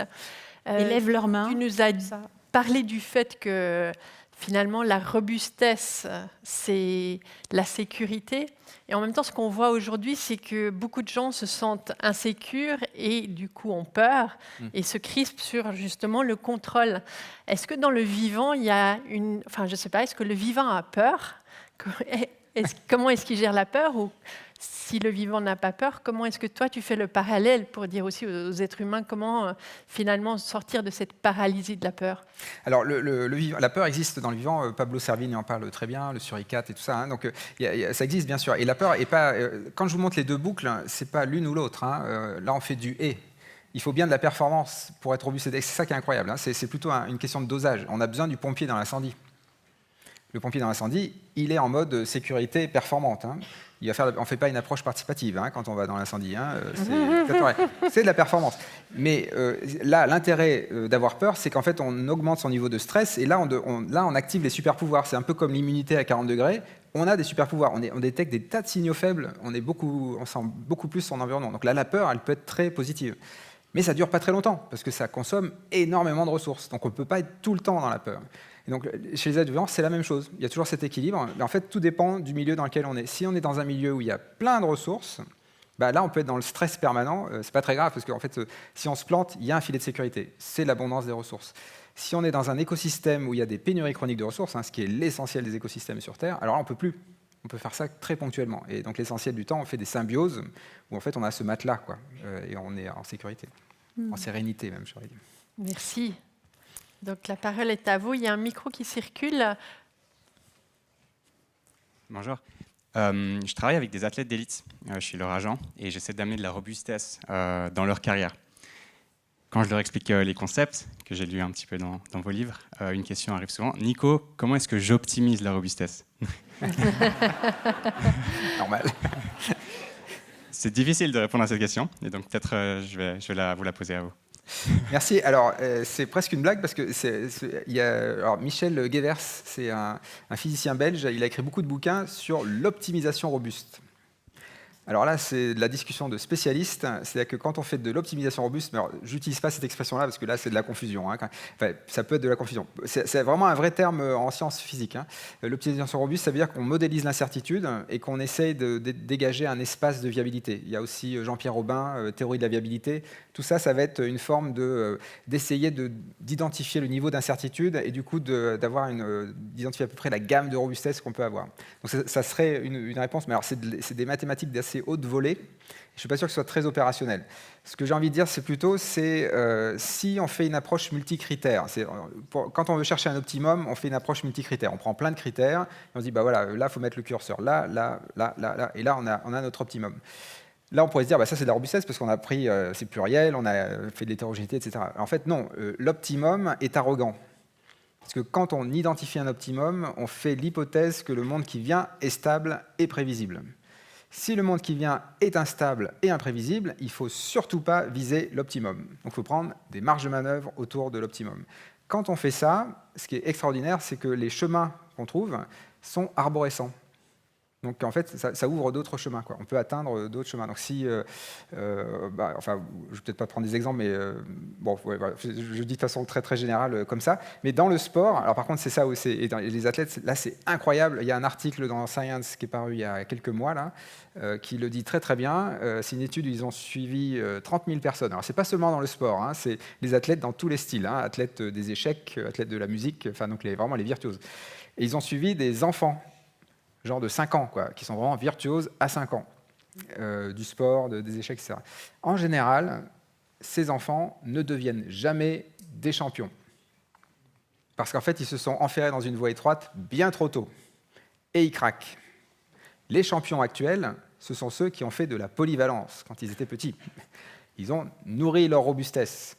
Et donc, ils ont créé un potentiel. Et ben, une fois qu'on a un potentiel, on peut le dissiper en faisant de la performance. Et donc, pendant une phase de sa vie, faire de l'athlète, enfin, être athlète, être expert, voilà, ou en tout cas se mettre dans une voie étroite. Mais c'est parce qu'on a soigné son potentiel de robustesse avant. Et puis un petit dernier exemple, l'entraînement. L'entraînement, c'est une école de la robustesse parce qu'on ne va pas battre le record du monde à l'entraînement. On cherche la sous-optimalité. On ne veut pas se casser quelque chose, quoi. Donc voilà, c'est juste des ingrédients pour aller chercher. Mais chercher l'optimum, surtout pas. Hein, c'est chercher la sous-optimalité parce que ça varie, quoi. Merci. Question suivante.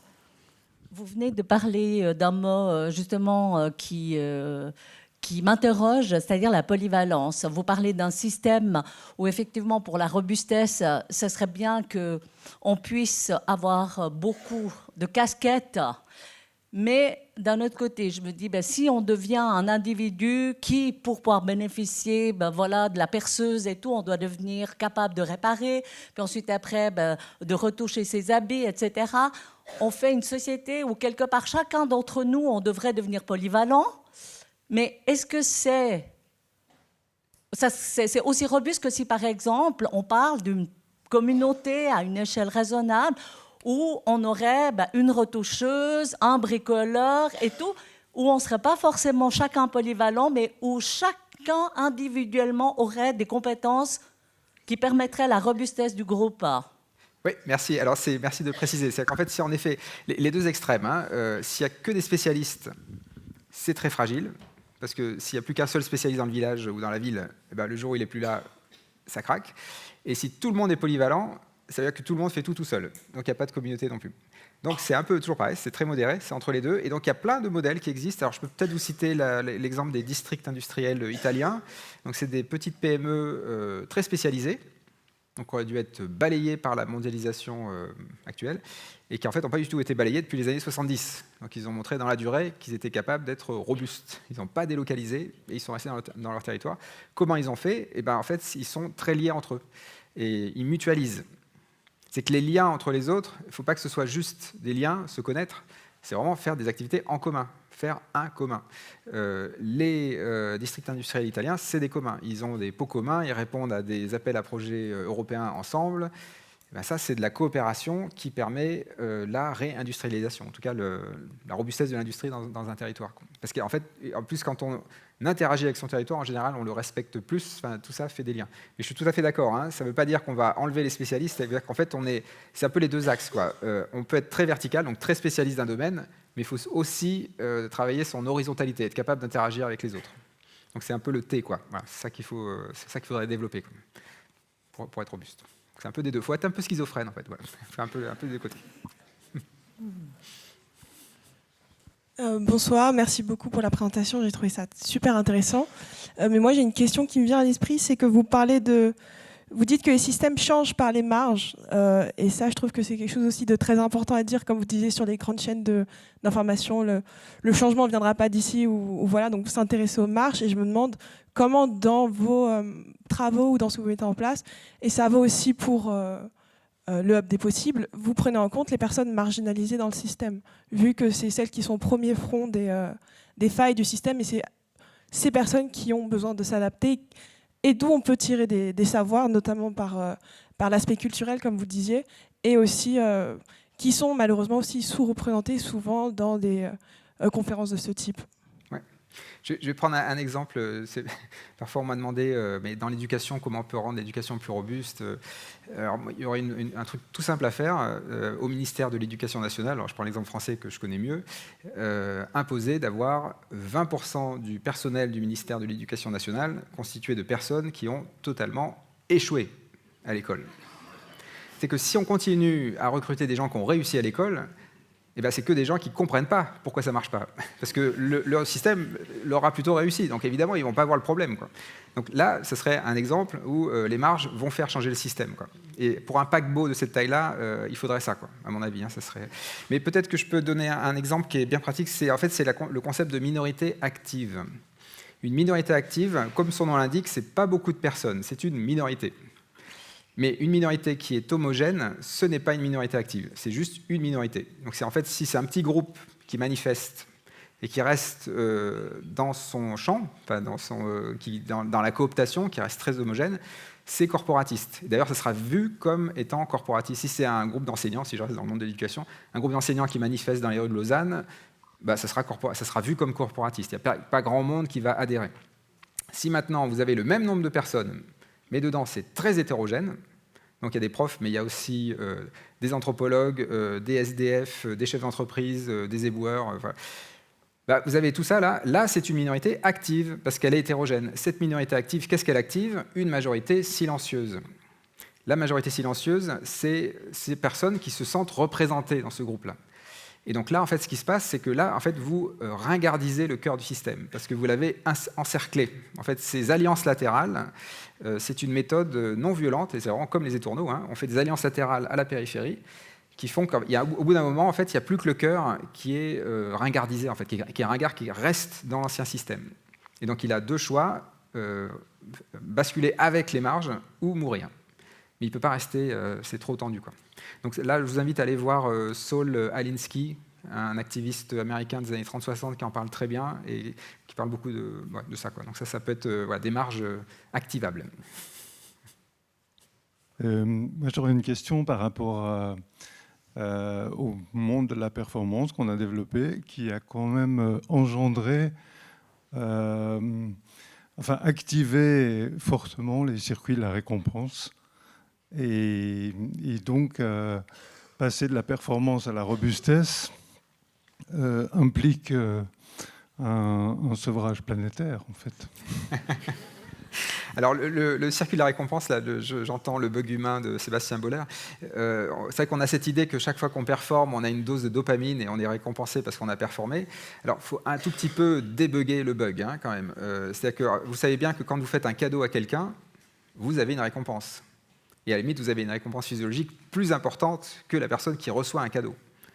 Donc ça veut bien dire qu'on a de la récompense quand on offre, quand on est généreux, quoi. En fait, ce circuit de la récompense, on peut l'activer par de la coopération. En fait, on l'active par de la coopération. C'est le problème avec cette idée du circuit de la récompense qui sera activé que par la performance. C'est un peu trop déterministe, quoi. Ça dirait un petit peu que les humains, l'homme est un loup pour l'homme, on serait condamnés à s'attaquer les uns les autres. Bon, il faut bien réaliser qu'en 315 000 ans d'Homo sapiens, on a surtout vécu dans des fluctuations, quand même. C'est plutôt une anomalie récente d'être tombé dans la marée noire du pétrole. C'est surtout ces dernières décennies, en fait, qu'on est tombé dans ce monde très individualiste, très compétitif, etc. Bon, non, oui, on peut sortir de ça. Et d'ailleurs, vous le savez bien, on le vit, ça. Je prends mon exemple favori, c'est le TGV. Vous êtes dans le train, tout va bien. Tout le monde est dans son silo, dans son couloir, si on peut dire, en train de travailler sur son ordinateur. Donc là, c'est plutôt stabilité, compétition. Et puis, si le train s'arrête en pleine voie, sans information, on se décroche de son ordinateur et on commence à discuter avec ses voisins. Donc on coopère. Donc en fait, on est bien câblé, quoi. On sait faire. On sait en partie coopérer. Mais là où il y aurait un enjeu, et là je suis d'accord sur le sevrage, c'est urgent de se former à la coopération, en amont. C'est que là, ce qui est terrible, c'est que dans ce monde du burn-out planétaire, on a plutôt des formations à la compétitivité. Compétitivité qui est devenue un mot positif. Ce qui est fou, l'agressivité, c'est devenu un mot positif. C'est complètement dingue. C'est là où c'est délirant. C'est là qu'on est dans une dérive sectaire. Donc en effet, là, il y a besoin de sevrage. Mais du coup, le sevrage, plutôt que de dire la compétition, la performance, c'est mal, il faut le dire aussi, quoi, quelque part. C'est même pas que c'est mal, c'est que c'est pas viable, c'est même pas moral, ça marche plus dans les fluctuations. Et donc en fait, dans la robustesse, tout ça, ça c'est la coopération. Apprendre à coopérer, ça demande de la pratique. C'est pas que de la théorie, c'est de la pratique. Donc il faut savoir parler à des personnes de différentes traditions, différentes cultures, savoir résoudre des conflits, vouloir s'exposer à des conflits pour pouvoir les résoudre. C'est vraiment c'est autre chose, c'est plus complexe, quoi. Ça, l'école, ça devrait être ça, son premier rôle, former des coopérateurs. Encore une fois, c'est super d'avoir des panneaux solaires, mais il faut surtout avoir des coopérateurs. C'est beaucoup plus important. Merci, on a un bras par là. Par là, oui. Bonsoir, merci beaucoup pour la conférence de ce soir. Alors, on est tous au fait de vouloir parler de la performance et de la robustesse. Mais aujourd'hui, je pense que beaucoup d'entre nous, on a des enfants, et c'est comment on transmet cette volonté de travailler cette robustesse bien plus que la performance, et comment, avec un burn-out mondial et culturel, comme vous dites malheureusement, on arrive à les former, à les préparer, entre guillemets, à ça. Oui. Voilà. Alors, il y a plein de choses à imaginer, j'imagine, mais qu'on peut imaginer. La première chose, et que je dis vraiment dans tous les jeunes que je vois, que ce soit dans des lycées, etc., le monde qui vient est plus joyeux que le monde qu'on quitte.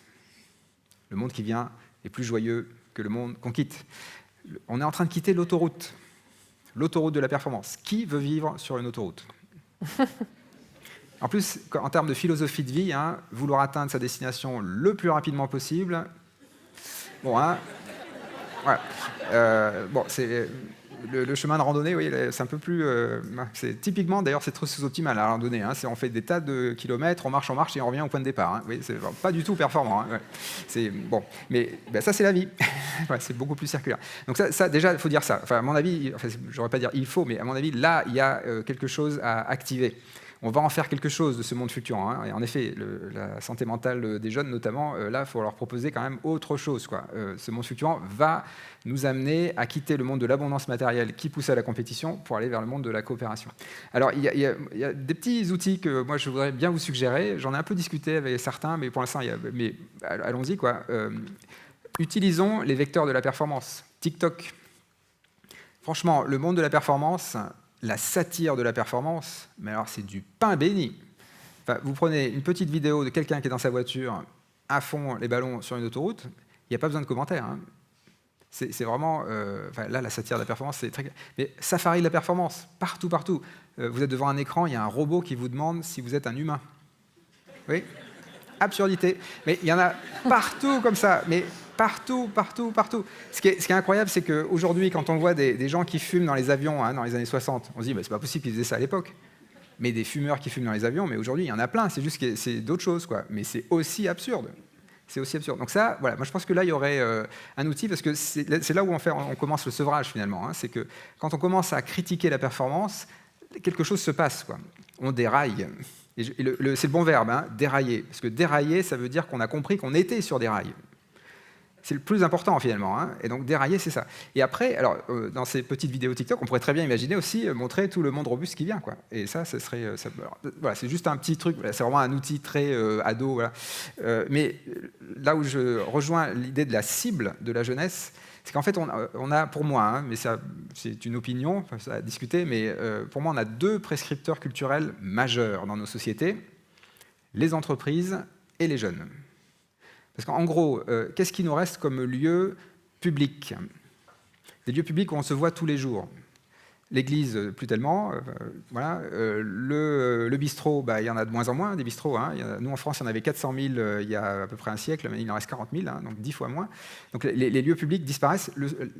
Un des rares endroits où on a encore des interactions, c'est l'entreprise. Donc c'est un énorme lieu de socialisation. Donc là, il y a vraiment un coup à jouer. Et en plus, il y a un double coup, parce que des entreprises qui se transforment, c'est des modèles économiques qui se transforment, et donc le politique est obligé de suivre.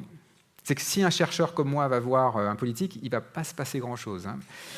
Par contre, si les entreprises se transforment, alors là, le politique va suivre, quoi. Donc là, c'est l'entreprise. Et les jeunes, c'est pareil. En fait, les jeunes, alors c'est pareil, c'est différent, mais c'est la même prescription culturelle. Donc je ne veux pas leur mettre trop sur les épaules, hein, évidemment, mais les jeunes, en fait, quand un jeune ado dit, quand les ados disent « aller à Dubaï, c'est nul », eh bien c'est nul.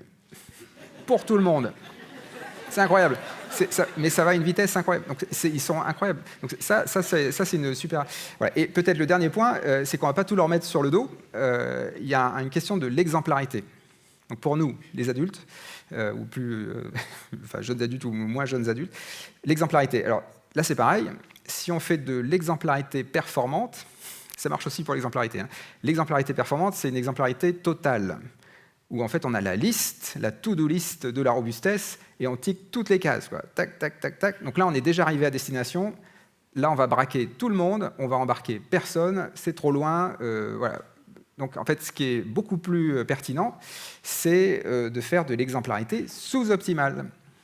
Donc l'exemplarité sous-optimale, c'est vous parler des choses qui vous tiennent à cœur, les sujets sur lesquels vous avez avancé, où vous en êtes, là où ça devient compliqué, là où ça frotte, là où vous n'y arrivez pas, oui, là vous êtes en chemin. Là, il y a du dialogue, et là vous embarquez du monde. Et là, vous faites du lien intergénérationnel. Et là, à mon avis, on peut embarquer du monde, des jeunes et des moins jeunes.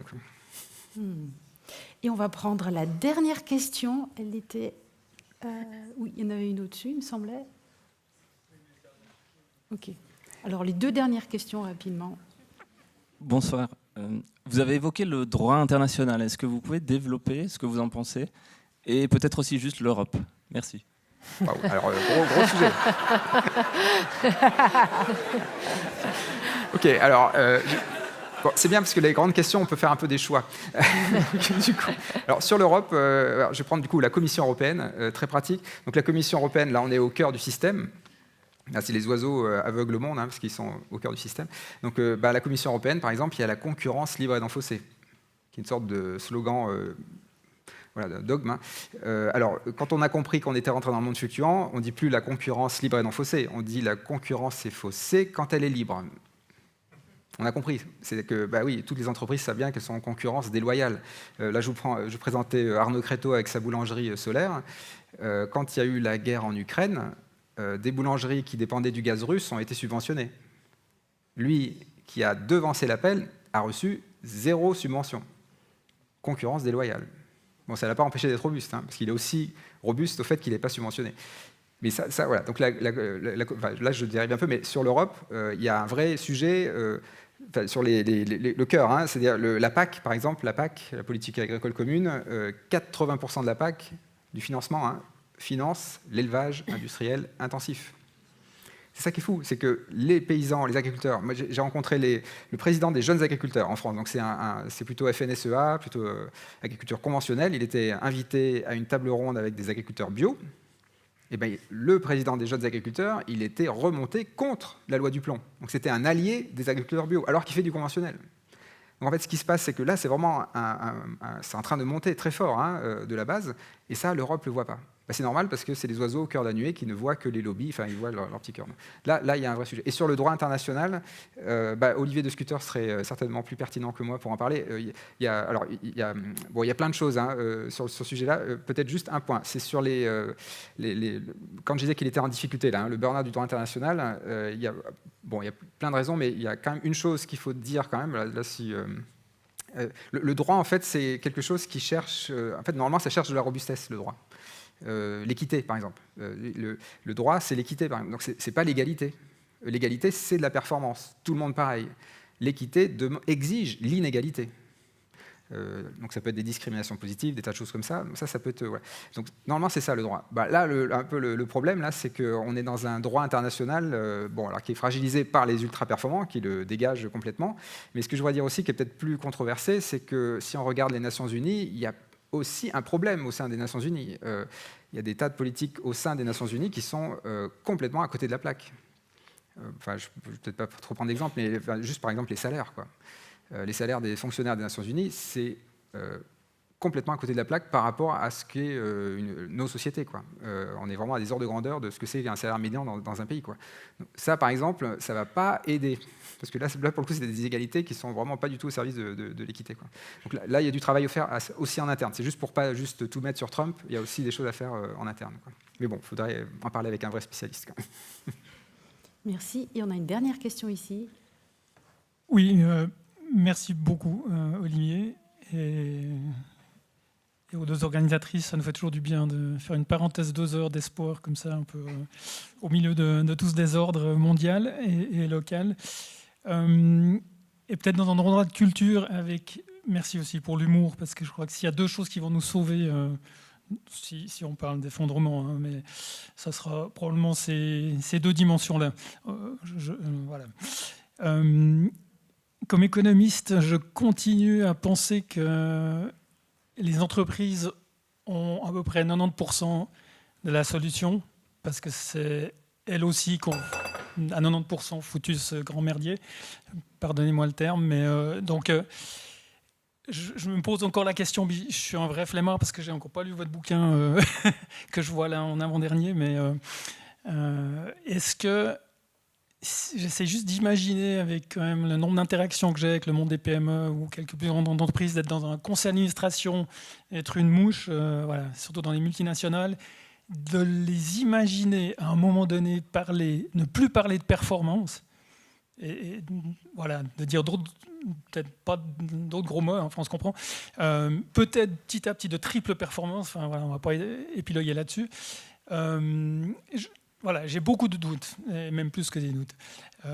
J'ai juste eu un espoir, c'est juste un exemple que je voulais partager, puis je vous laisse rebondir, dans une thèse que j'ai supervisée, une thèse de master à HEC Lausanne, là récemment. Une étudiante a proposé ou a étudié qu'on introduise dans des conseils d'administration un membre qui représente la nature. C'est-à-dire comment on va prendre des décisions, on passe la parole au marketing, au financier, machin, mais aussi à la nature. Et elle s'exprime au nom de... Voilà. Alors voilà, je voulais juste partager ça, vous laisser rebondir. Merci. Alors, ça existe déjà, hein. Norcis, par exemple, c'est une boîte qui a dans son conseil d'administration un représentant de la nature, donc un humain qui représente la nature et qui d'ailleurs n'est pas payé, qui est bénévole. Alors, ça existe, mais en fait, ça dit des choses. Ça dit qu'on veut se reconnecter au vivant, que quelque part, on fait intervenir quelque chose de plus pluriel. Mais pour moi, c'est clairement pas suffisant. C'est vrai que si ça reste du déclaratif, les droits, on a mis plein de droits, c'est pas toujours activé. Alors c'est là qu'on peut peut-être activer la pensée de Léon Bourgeois, les solidaristes. Donc c'est fin du 19e, 1896.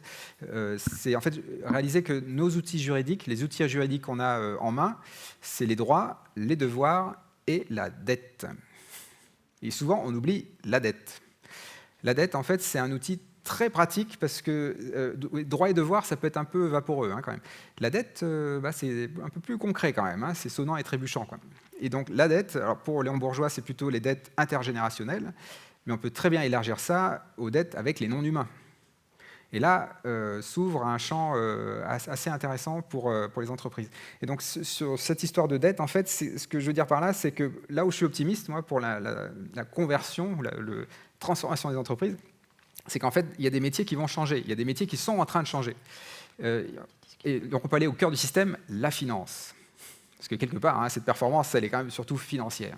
Alors, dans la finance, il y a des investisseurs.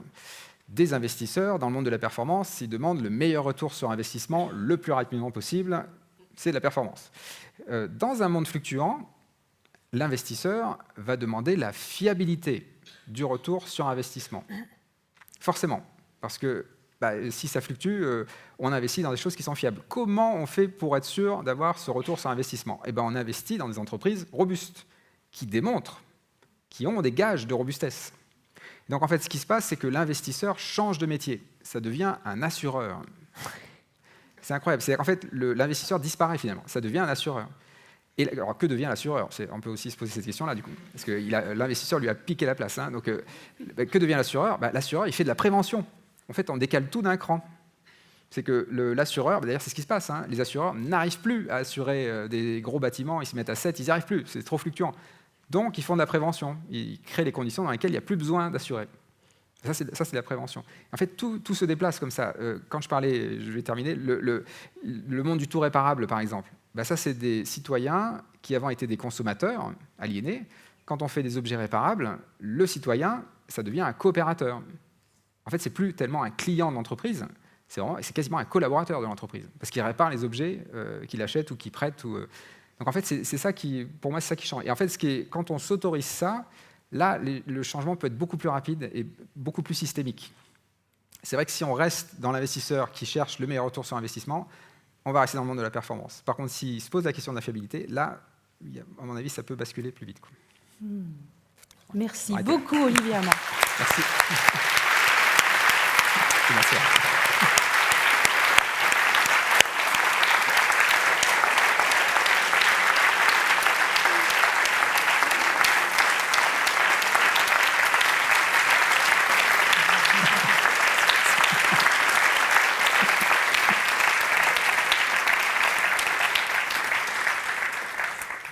Alors, ce n'est pas fini. Parce qu'après toutes ces belles paroles, Olivier va soigner sa propre robustesse dans le fauteuil.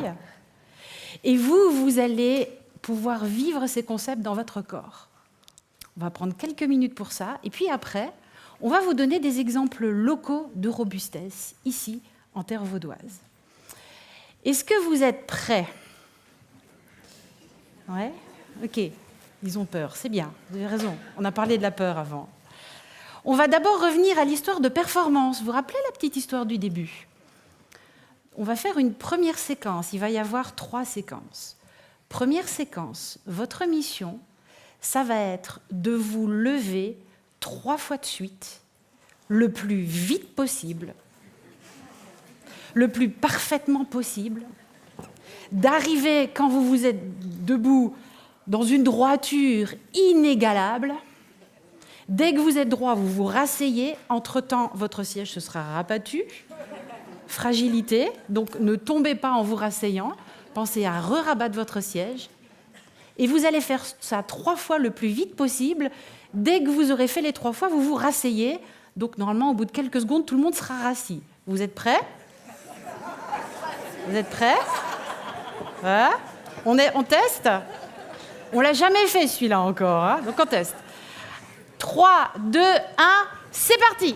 1, 2, 3. Magnifique, on se rassoit. Waouh. Prenez quelques secondes juste pour sentir dans votre corps. OK, comment je me sens, là, hein ? On sent tout ce qu'il nous a expliqué. Deuxième séquence. Cette fois-ci, vous allez vous lever 3 fois de suite, à la vitesse que vous voulez. Ça peut être tranquillou, puis un petit coup vite, tranquillou. Vous pouvez le faire en bougeant autrement. Quand vous arrivez debout, vous serez peut-être debout droit, tout droit, ou peut-être de côté, ou peut-être vous ne vous relevez pas complètement, puis vous vous rasseyez tout de suite. À vous de voir. Vous prenez une séquence, il y a en gros 3 trucs à faire, et puis vous vous rasseyez. À vous de jouer.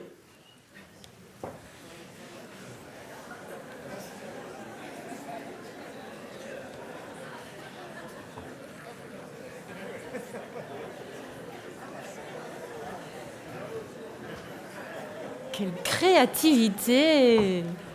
Waouh! Vous pouvez vous rasseoir. Et en vous rasseyant, juste de prendre 2 secondes pour sentir, tiens, comment c'était ça? Et sentir dans votre corps et sentir autour de votre corps cette énergie collective. Maintenant, on va faire une 3e séquence. Vous allez prendre vos mains, levez-les un petit peu comme ça, voilà, et vous allez les poser sur les épaules de vos voisines et voisins, en vérifiant juste si c'est OK avec eux. Vous donnez la main, prenez un contact, voilà, OK, très bien. Et maintenant, c'est vous qui allez sentir et décider le système. Et grosso modo, vous allez vous lever peut-être 0 fois, 1 fois, 2 fois, 3 fois maximum. Peut-être vous aidez l'autre à se lever et vous le soutenez. Peut-être vous décidez de vous lever, vous émergez et vous vous rasseyez. Regardez ce que ça donne. À vous de jouer.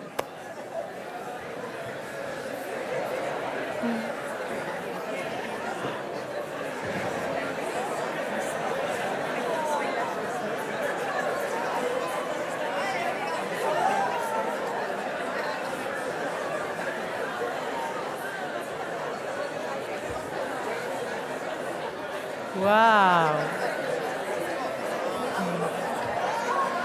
Vous pouvez vous rasseoir.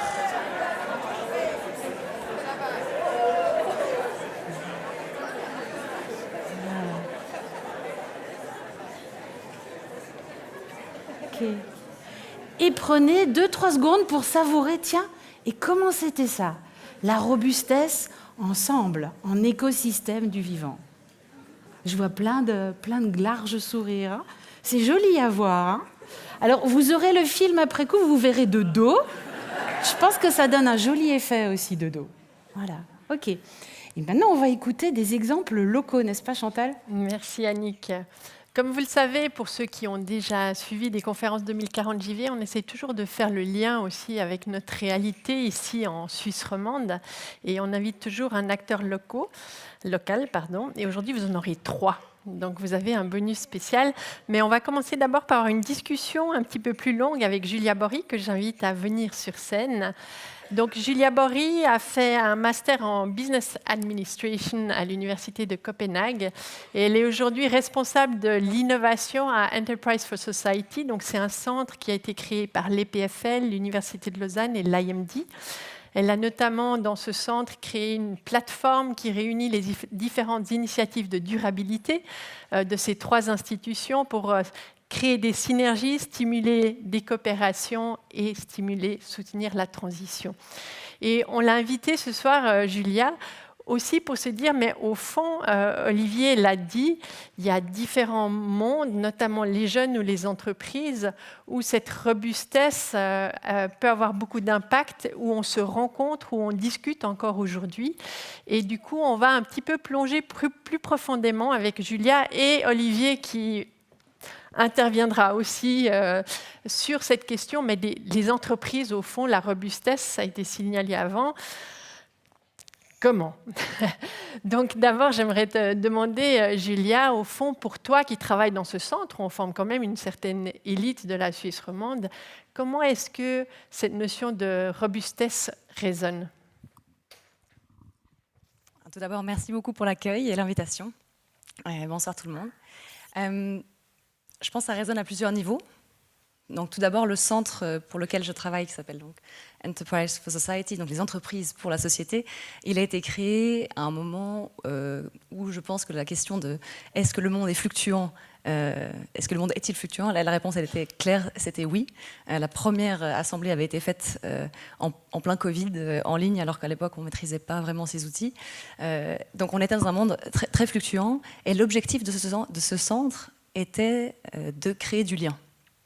Donc créer du lien entre les différents acteurs, donc les professeurs, mais aussi les étudiants, et pas dans un objectif pur d'augmenter les citations de nos professeurs ou d'augmenter même le nombre d'étudiants, mais dans l'objectif d'augmenter les liens sociaux entre ces 3 institutions aux compétences variées et diverses et qui peuvent davantage bénéficier d'une collaboration plus grande. Donc à ce moment-là, j'ai envie de dire, le travail qu'on a débuté il y a 5 ans, il est inspiré de ce concept de robustesse, car il veut créer un monde et une région, j'ai envie de dire. Je pense qu'on travaille principalement dans la région du canton de Vaud, mais on a aussi des activités ailleurs en Suisse. L'idée, c'est vraiment de faire de notre société une société plus robuste.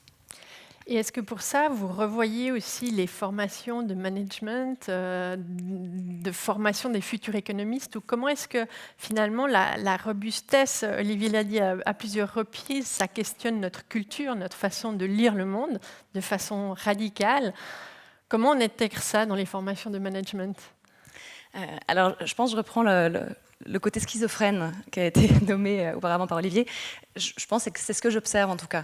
Donc on a d'un côté des cours de leadership et de management qui sont principalement spécialisés sur l'optimisation. Et ça existe encore. Donc je pense que le Collège du Management, HEC et l'IMD sont des institutions qui sont extrêmement fortes dans ce domaine-là. Mais ce qu'on voit se développer en marge de ça, c'est aussi des cours sur le leadership vulnérable, sur les biais cognitifs des leaders, sur la fragilité d'une décision prise seule et la qualité d'une décision prise à plusieurs. Donc on voit des initiatives, par exemple l'Assemblée de la transition de l'Université de Lausanne, où ils ont pris au hasard 60 personnes dans le corps professoral et les étudiants pour décider des objectifs de transition de l'université. Donc on a accepté qu'on n'allait pas forcément performer pour avoir quelque chose qui peut-être a un impact sur le long terme plus grand. Et c'est là où peut-être le terme même de performance devient désuet, mais peut-être ce qui parle encore aux personnes ici, et je pense en grande partie dans le canton, c'est de parler d'une performance au long terme. C'est de se dire, on a souffert d'une économie qui n'est que capable de, disons, optimiser des retours en termes de profit et au court terme. Donc ce qu'on a envie de créer, c'est une nouvelle vision de la performance peut-être qui est une performance au long terme. Et ça, ce que je remarque, c'est que ça peut parler à certains entrepreneurs qui, pour l'instant, c'est dur de leur parler de décroissance, mais peut-être c'est plus facile de leur dire et si on prenait la santé de vos employés en compte, et si on prenait la santé de votre environnement en compte, peut-être votre profit sera légèrement moins haut, mais votre impact sera tout autant positif. Et ça, je pense que c'est un langage qui commence vraiment à apparaître, donc au-delà des signaux faibles, je pense qu'on est même sur une tendance importante. Et puis, si on commence d'abord par les grandes entreprises, on parlera après aussi peut-être des PME. Mais les grandes entreprises, dans leur conseil d'administration, c'est vrai que souvent, ils ont ce qu'on appelle des KPI, des indicateurs de performance, et beaucoup de décisions sont prises par ce biais. Et beaucoup de gens dans ces conseils d'administration ont tous la même formation, finalement, qui vient de ce monde de la performance. Comment est-ce que vous travaillez, et peut-être aussi après toi t'entendre, Olivier, sur ces questions d'indicateurs? Comment est-ce que vous essayez de transformer cette façon de lire finalement les résultats d'une entreprise? Les travaux qui sont menés actuellement à FOS, ils se concentrent justement beaucoup sur, et peut-être trop, sur ces notions d'indicateurs. Donc on essaie par exemple de penser le vrai coût de la nourriture, hein, ça c'est un des grands projets, le True Cost of Food, en se disant finalement combien coûterait notre steak si était dans le coût aussi l'impact environnemental, l'impact sociétal, etc., et la souffrance animale. Donc on reste dans une logique très analytique et d'optimisation. Donc ça, je pense, c'est quand même quelque chose que j'observe actuellement. La notion de lever le pied, d'aller moins vite, de ralentir, est encore assez nouvelle. On l'observe, elle est là, et on voit des initiatives qui naissent de ça. Donc il existe, mais comme c'était dit avant, le cœur de ce que j'observe actuellement dans les sondages qu'on peut peut-être envoyer à quelques milliers de PME vaudoises, ce qui revient, c'est surtout la bande passante est très très limitée, on n'a pas le temps de repenser le corps de métier, difficile de se diversifier si on veut rester compétitif à l'international. Donc on est encore dans des dynamiques comme cela, donc pour une majorité. Donc c'est vrai que c'est une dualité qu'on observe et je pense que c'est réjouissant de voir que beaucoup de projets naissent avec une base de robustesse, avec une diversité d'actions, avec du jeu dans les rouages. On les voit, mais ce n'est pas encore la grande majorité, selon moi. Et peut-être toi, Olivier, comment est-ce que... Parce que dans le canton de Vaud, il y a beaucoup de PME qui ont beaucoup souffert, en fait, après le Covid, aujourd'hui avec les tarifs douaniers. Comment est-ce que les PME peuvent être approchées pour penser justement qu'un autre modèle, alors qu'elles sont sous l'eau, comme l'a dit Julia, peut finalement peut-être les aider à construire un futur qui est viable pour elles aussi en tant qu'entreprise? À un moment donné, un des points importants, c'est de bien faire la distinction entre rentabilité et performance. En fait, le but économique d'une entreprise, c'est d'être rentable. Ça, c'est dans la loi même. Une entreprise doit être rentable. Il faut juste réaliser que la rentabilité d'une entreprise est corrélée à sa performance seulement si le monde est stable et abondant en ressources. Parce qu'on a un filet de sécurité. Donc, on peut jouer à la performance. Et je dis bien jouer. C'est jouer à la compétition. Dans un monde fluctuant avec des trous dans la raquette, des pénuries chroniques de ressources, on ne peut plus jouer. C'est pas viable. Donc la rentabilité d'une entreprise est corrélée à sa robustesse. Parce que les plus performantes, c'est celles qui explosent en vol et qui libèrent le marché pour celles qui restent, les robustes. Donc c'est un avantage compétitif d'être robuste. Vous voyez, c'est incroyable, hein, c'est dans le monde fluctuant. Alors ça, c'est la première. Mais la deuxième chose, par rapport au long terme, c'est en effet, quand on est dans la robustesse, on se projette dans le long terme. On voit on durer et transmettre. Hein. La robustesse, c'est les pulsions humaines profondes qu'on active. Mais il y a une tactique où on peut inverser les choses, puisque dans un monde de la performance qui est obnubilé par le court terme, il faut requalifier le court terme. En fait, qu'est-ce que ça veut dire, le monde fluctuant? Le monde fluctuant, ça veut dire que ce que le GIEC prévoit en 2100, ça peut arriver d'un seul coup cet été. Et oui, ça peut paraître comme ça un fantasme. Alors non, parce qu'en 2021, dans l'Ouest canadien, 50 degrés pendant 1 ou 2 mois. Hein. Ça, c'est ce qu'on prévoyait en moyenne en 2100, c'est arrivé d'un seul coup dans l'Ouest canadien. En 2021, c'est ça le monde fluctuant. Donc en fait, si on pense que le long terme vient au présent, on ne fait pas du tout les mêmes stratégies. Vous voyez, par exemple, si on pense juste le long terme qui vient dans longtemps, on met des digues et puis on les monte. Si on commence à penser le long terme qui vient au présent, on fait des habitats amphibies. Et là, ça change tout. Oui, c'est une façon de voir les choses. Et le dernier petit truc, c'est le stress test. Alors j'en parle beaucoup du stress test. En fait, l'indicateur de performance, en fait, un indicateur, ça indique par définition. Et donc, ça fait l'hypothèse du monde stable. Demain sera comme aujourd'hui. Oui, un indicateur, ça n'a plus beaucoup de sens si demain n'est pas comme aujourd'hui. Qu'est-ce que ça indique? Donc, en fait, l'indicateur, c'est un outil statique adapté à un monde stable. Dans un monde instable, il faut des outils dynamiques. L'outil dynamique de choix, c'est le stress test. Vous secouez alors virtuellement, hein, votre modèle économique, vous le secouez et vous voyez bien où c'est fragile, où sont les fragilités dans le territoire, dans les liens.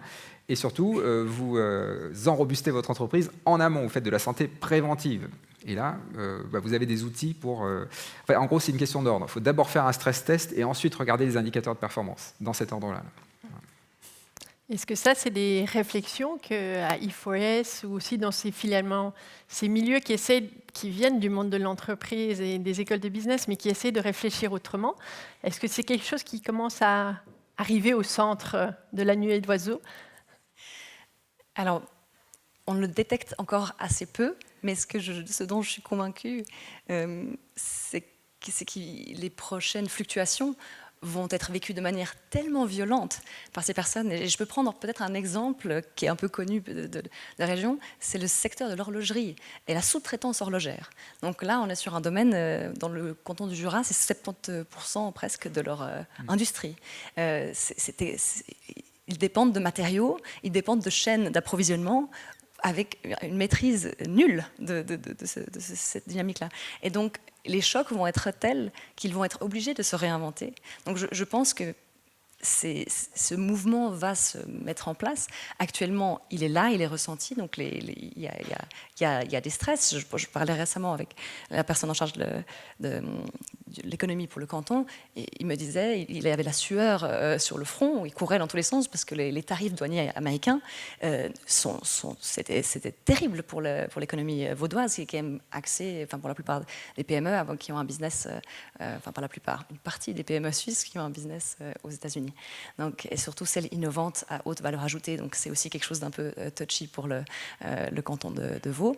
Donc on sent ces tremblements, et je pense qu'il y a plusieurs entrepreneurs qui ont leurs clients aux États-Unis qui se sont dit je vais peut-être développer mon marché suisse ou mon marché français, italien et voir comment diversifier parce que c'est risqué. Et je pense que donc cette diversification elle est en mouvement. Et à nouveau, je pense que le fait qu'on ait une salle remplie ce soir et le narratif de robustesse, il est fort, il embarque. Et je pense qu'on est dans un moment où on a besoin de narratif et on a besoin de réaliser que le monde vers lequel on va, et finalement, il est plus sexy que celui qu'on quitte. Donc ça, je pense qu'on peut s'en réjouir. Merci beaucoup. Ça fait un peu le lien avec une conférence qu'on avait fait il y a un an avec Cyril Dion, qui avait montré une slide en disant qu'est-ce qui crée le changement. Et il parlait du contexte et des crises. Il parlait des nouveaux récits, mais aussi des changements culturels, et puis quand même du rapport de force politique. Mais c'est vrai que ce soir, cette question vraiment de changement de vision du monde et en même temps ce contexte de crise qui sera aussi une opportunité peut-être pour accélérer des changements. Merci infiniment, Julia Bory. On peut l'applaudir et puis on va...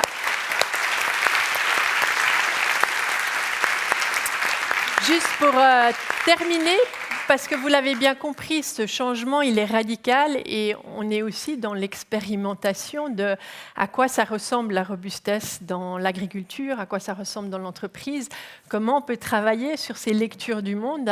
Et on voulait vous présenter 2 initiatives suisses encore. Donc d'abord avec Fabien Thubert, qu'on a rencontré dans un Lab des Futurs dans la région d'Yverdon, au Hub des Possibles, et qui va juste vous parler en 2 minutes d'un réseau robustesse qui a été lancé pour les agriculteurs dans la région d'Yverdon. Et puis ensuite, il y aura juste une présentation encore d'une formation sur comment mettre en œuvre concrètement la robustesse dans une organisation, une entreprise que le Hub des Possibles va héberger dans 2 semaines. Fabien, merci. Bienvenue. Bonsoir. Et peut-être juste pour te présenter en 2 secondes, donc Fabien est agriculteur de la ferme des Terres Rouges, extrêmement créatif, il fait un pain délicieux qu'on a pu tester et beaucoup d'autres choses. Il a aussi une approche vraiment de parler de l'agriculture aux gens et à ses clients. Merci. Oui, je pense que je suis un peu un exemple je suis un peu sous-optimal. J'ai fait des études, je m'en suis pas servi, j'ai changé de voie, j'essaye plein de choses, j'essaie surtout de suivre l'instinct. Et puis l'idée de créer une communauté apprenante sur la robustesse, elle est née à plusieurs, avec des collègues agriculteurs, où on a été se former en Belgique.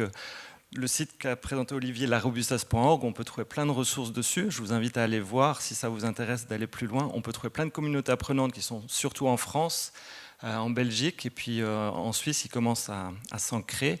Donc là, on a créé une communauté sur agriculture et alimentation robuste en Suisse romande. L'idée de base, c'était d'être vaudois, puis on voit qu'il y a plein de gens intéressés des cantons périphériques. Donc on a plutôt intitulé ça « Roman ». L'idée, c'est de se rencontrer déjà, de continuer à cheminer sur ces idées de robustesse, d'échanger, d'aller se voir les uns les autres dans nos entreprises ou dans nos lieux de vie pour interroger, questionner ces concepts-là et au quotidien par rapport à ce qu'on peut vivre les uns les autres, comment créer le changement. Et l'idée qu'à plusieurs, on peut trouver plus de solutions. Parce qu'on peut suivre les conférences d'Olivier, on peut lire des livres, puis après, il y a le terrain, le quotidien, et c'est ça qui souvent nous intrigue tous. Et puis l'idée, c'est de pouvoir peut-être amener des formations en Suisse. Il y a des magnifiques formations en France et en Belgique, dont une que j'avais suivie pendant 1 semaine, et puis ça, je vous encourage, si le concept vous tient à cœur à suivre. On peut être immergé pendant 1 semaine dans ces idées et se frotter à des pédagogues assez hors pair qui peuvent nous pousser dans nos interrogations les plus profondes. Et puis voilà, l'idée c'est aussi que c'est très ouvert ces communautés apprenantes. Donc c'est ceux qui en font partie, qui la créent, qui apportent des idées, des besoins, et on peut imaginer tout un tas de choses. Donc vous pouvez trouver le lien tout bientôt sur le site larobustesse.org. Il y a toutes les communautés apprenantes qui existent et la nôtre va figurer au mois de juin dessus. Ça fait 6 mois qu'on se voit régulièrement, mais on n'a pas encore pris le temps de rendre visible ce qu'on fait. Ça, c'est un des fondements de la robustesse, c'est faire des choses mais les rendre visibles pour que ça devienne contagieux. Et voilà, on va s'y atteler, on est dessus, et depuis le mois de juin, vous pourrez retrouver la communauté sur le site et rejoindre si ça vous intéresse.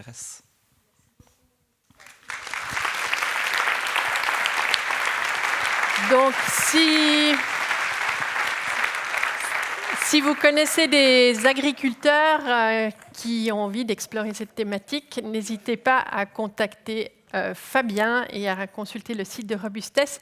Et dernièrement pour ce soir, cette formation donc, qui sera hébergée par le Hub des Possibles le 26 mai à l'université, sur le site de l'Université de Lausanne. Et Gladys et Carole qui vont animer cette formation vont juste vous en dire 2 mots. Il reste quelques places si vous êtes intéressé à savoir comment concrètement est-ce que je fais dans mon entreprise, dans mon organisation, pour commencer à mettre en œuvre la robustesse. Oui, alors cette formation, c'est une journée pour appréhender des outils. L'idée, c'est d'étudier 3 capacités qui sont la mise en lien, la création de la valeur utile et l'adaptabilité pour les organisations, les entreprises, avoir des premiers éléments pour pouvoir craquer ce sujet de la robustesse dans les organisations. On commence par une étude des dépendances. On parlait de ça tout à l'heure. Et donc, c'est vraiment l'idée d'avoir des premiers outils. C'est aussi l'occasion d'avoir des exemples concrets de ce qui existe déjà, de se dire que voilà, ce n'est pas insurmontable, puisqu'il y a déjà des entreprises qui le font, aussi en Suisse. Et donc, c'est aussi des ressources pour pouvoir s'inspirer. Merci Carole. Donc effectivement, nous on a aussi été formés par un Belge. Donc la robustesse, c'est quelque chose qui marche très bien en Belgique. C'est une autre communauté. Il y a beaucoup de communautés. C'est robustesse.org. Et l'idée, c'est vraiment aussi, comme le disait Julia tout à l'heure, d'adopter peut-être le vocabulaire des entreprises pour essayer de contaminer plus le centre. Voilà. Voilà. L'idée, c'est peut-être une philosophie un peu différente, complémentaire en fait, d'attaquer peut-être un bout plus le centre que simplement les marges. Merci beaucoup. Si vous souhaitez en savoir plus ou vous inscrire, vous avez là un QR code. Et puis, vous l'avez compris, donc la robustesse, ce n'est pas une solution toute faite. C'est d'abord un travail sur notre posture, sur notre façon d'aborder le monde. C'est aussi, finalement, expérimenter des choses. Et dans ce monde fluctuant, dans ce monde instable, on sera de toute façon amené à inventer des nouvelles choses, à les expérimenter et de le faire en groupe, en communauté. Ça nous rend nettement plus créatifs et joyeux. Et voilà, ça va être le moment de remercier toute cette équipe. Encore merci à vous deux.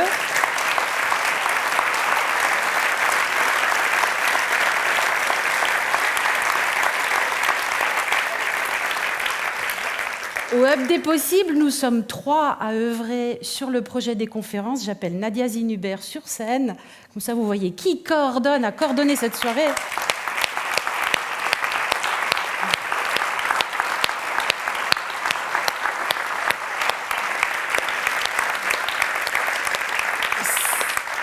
Cette belle aventure a été rendue possible depuis le début par le théâtre Vidi Lausanne, qui est rentré dans l'histoire et qui organise et qui met à disposition cette merveilleuse équipe, ces salles. Un grand applaudissement pour tout le personnel ici autour.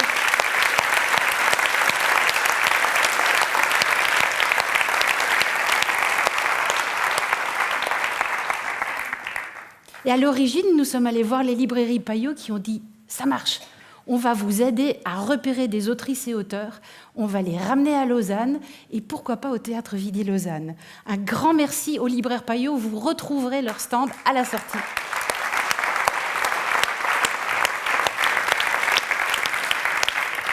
Donc, comme vous le voyez, on fait de la diversité, c'est assez robuste, hein, parce que nous sommes aussi soutenus par le réseau des alumni de l'Université de Lausanne, qui, depuis le début, nous met dans son programme et offre des places à son réseau. Il y en a parmi vous ici ce soir. Merci aux alumni.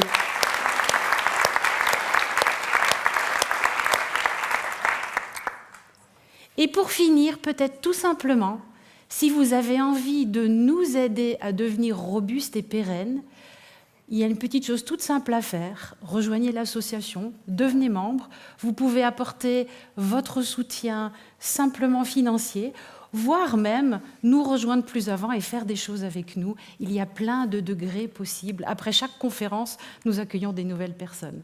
Encore une fois, merci à vous. Merci à Olivier Amand et à toute l'équipe.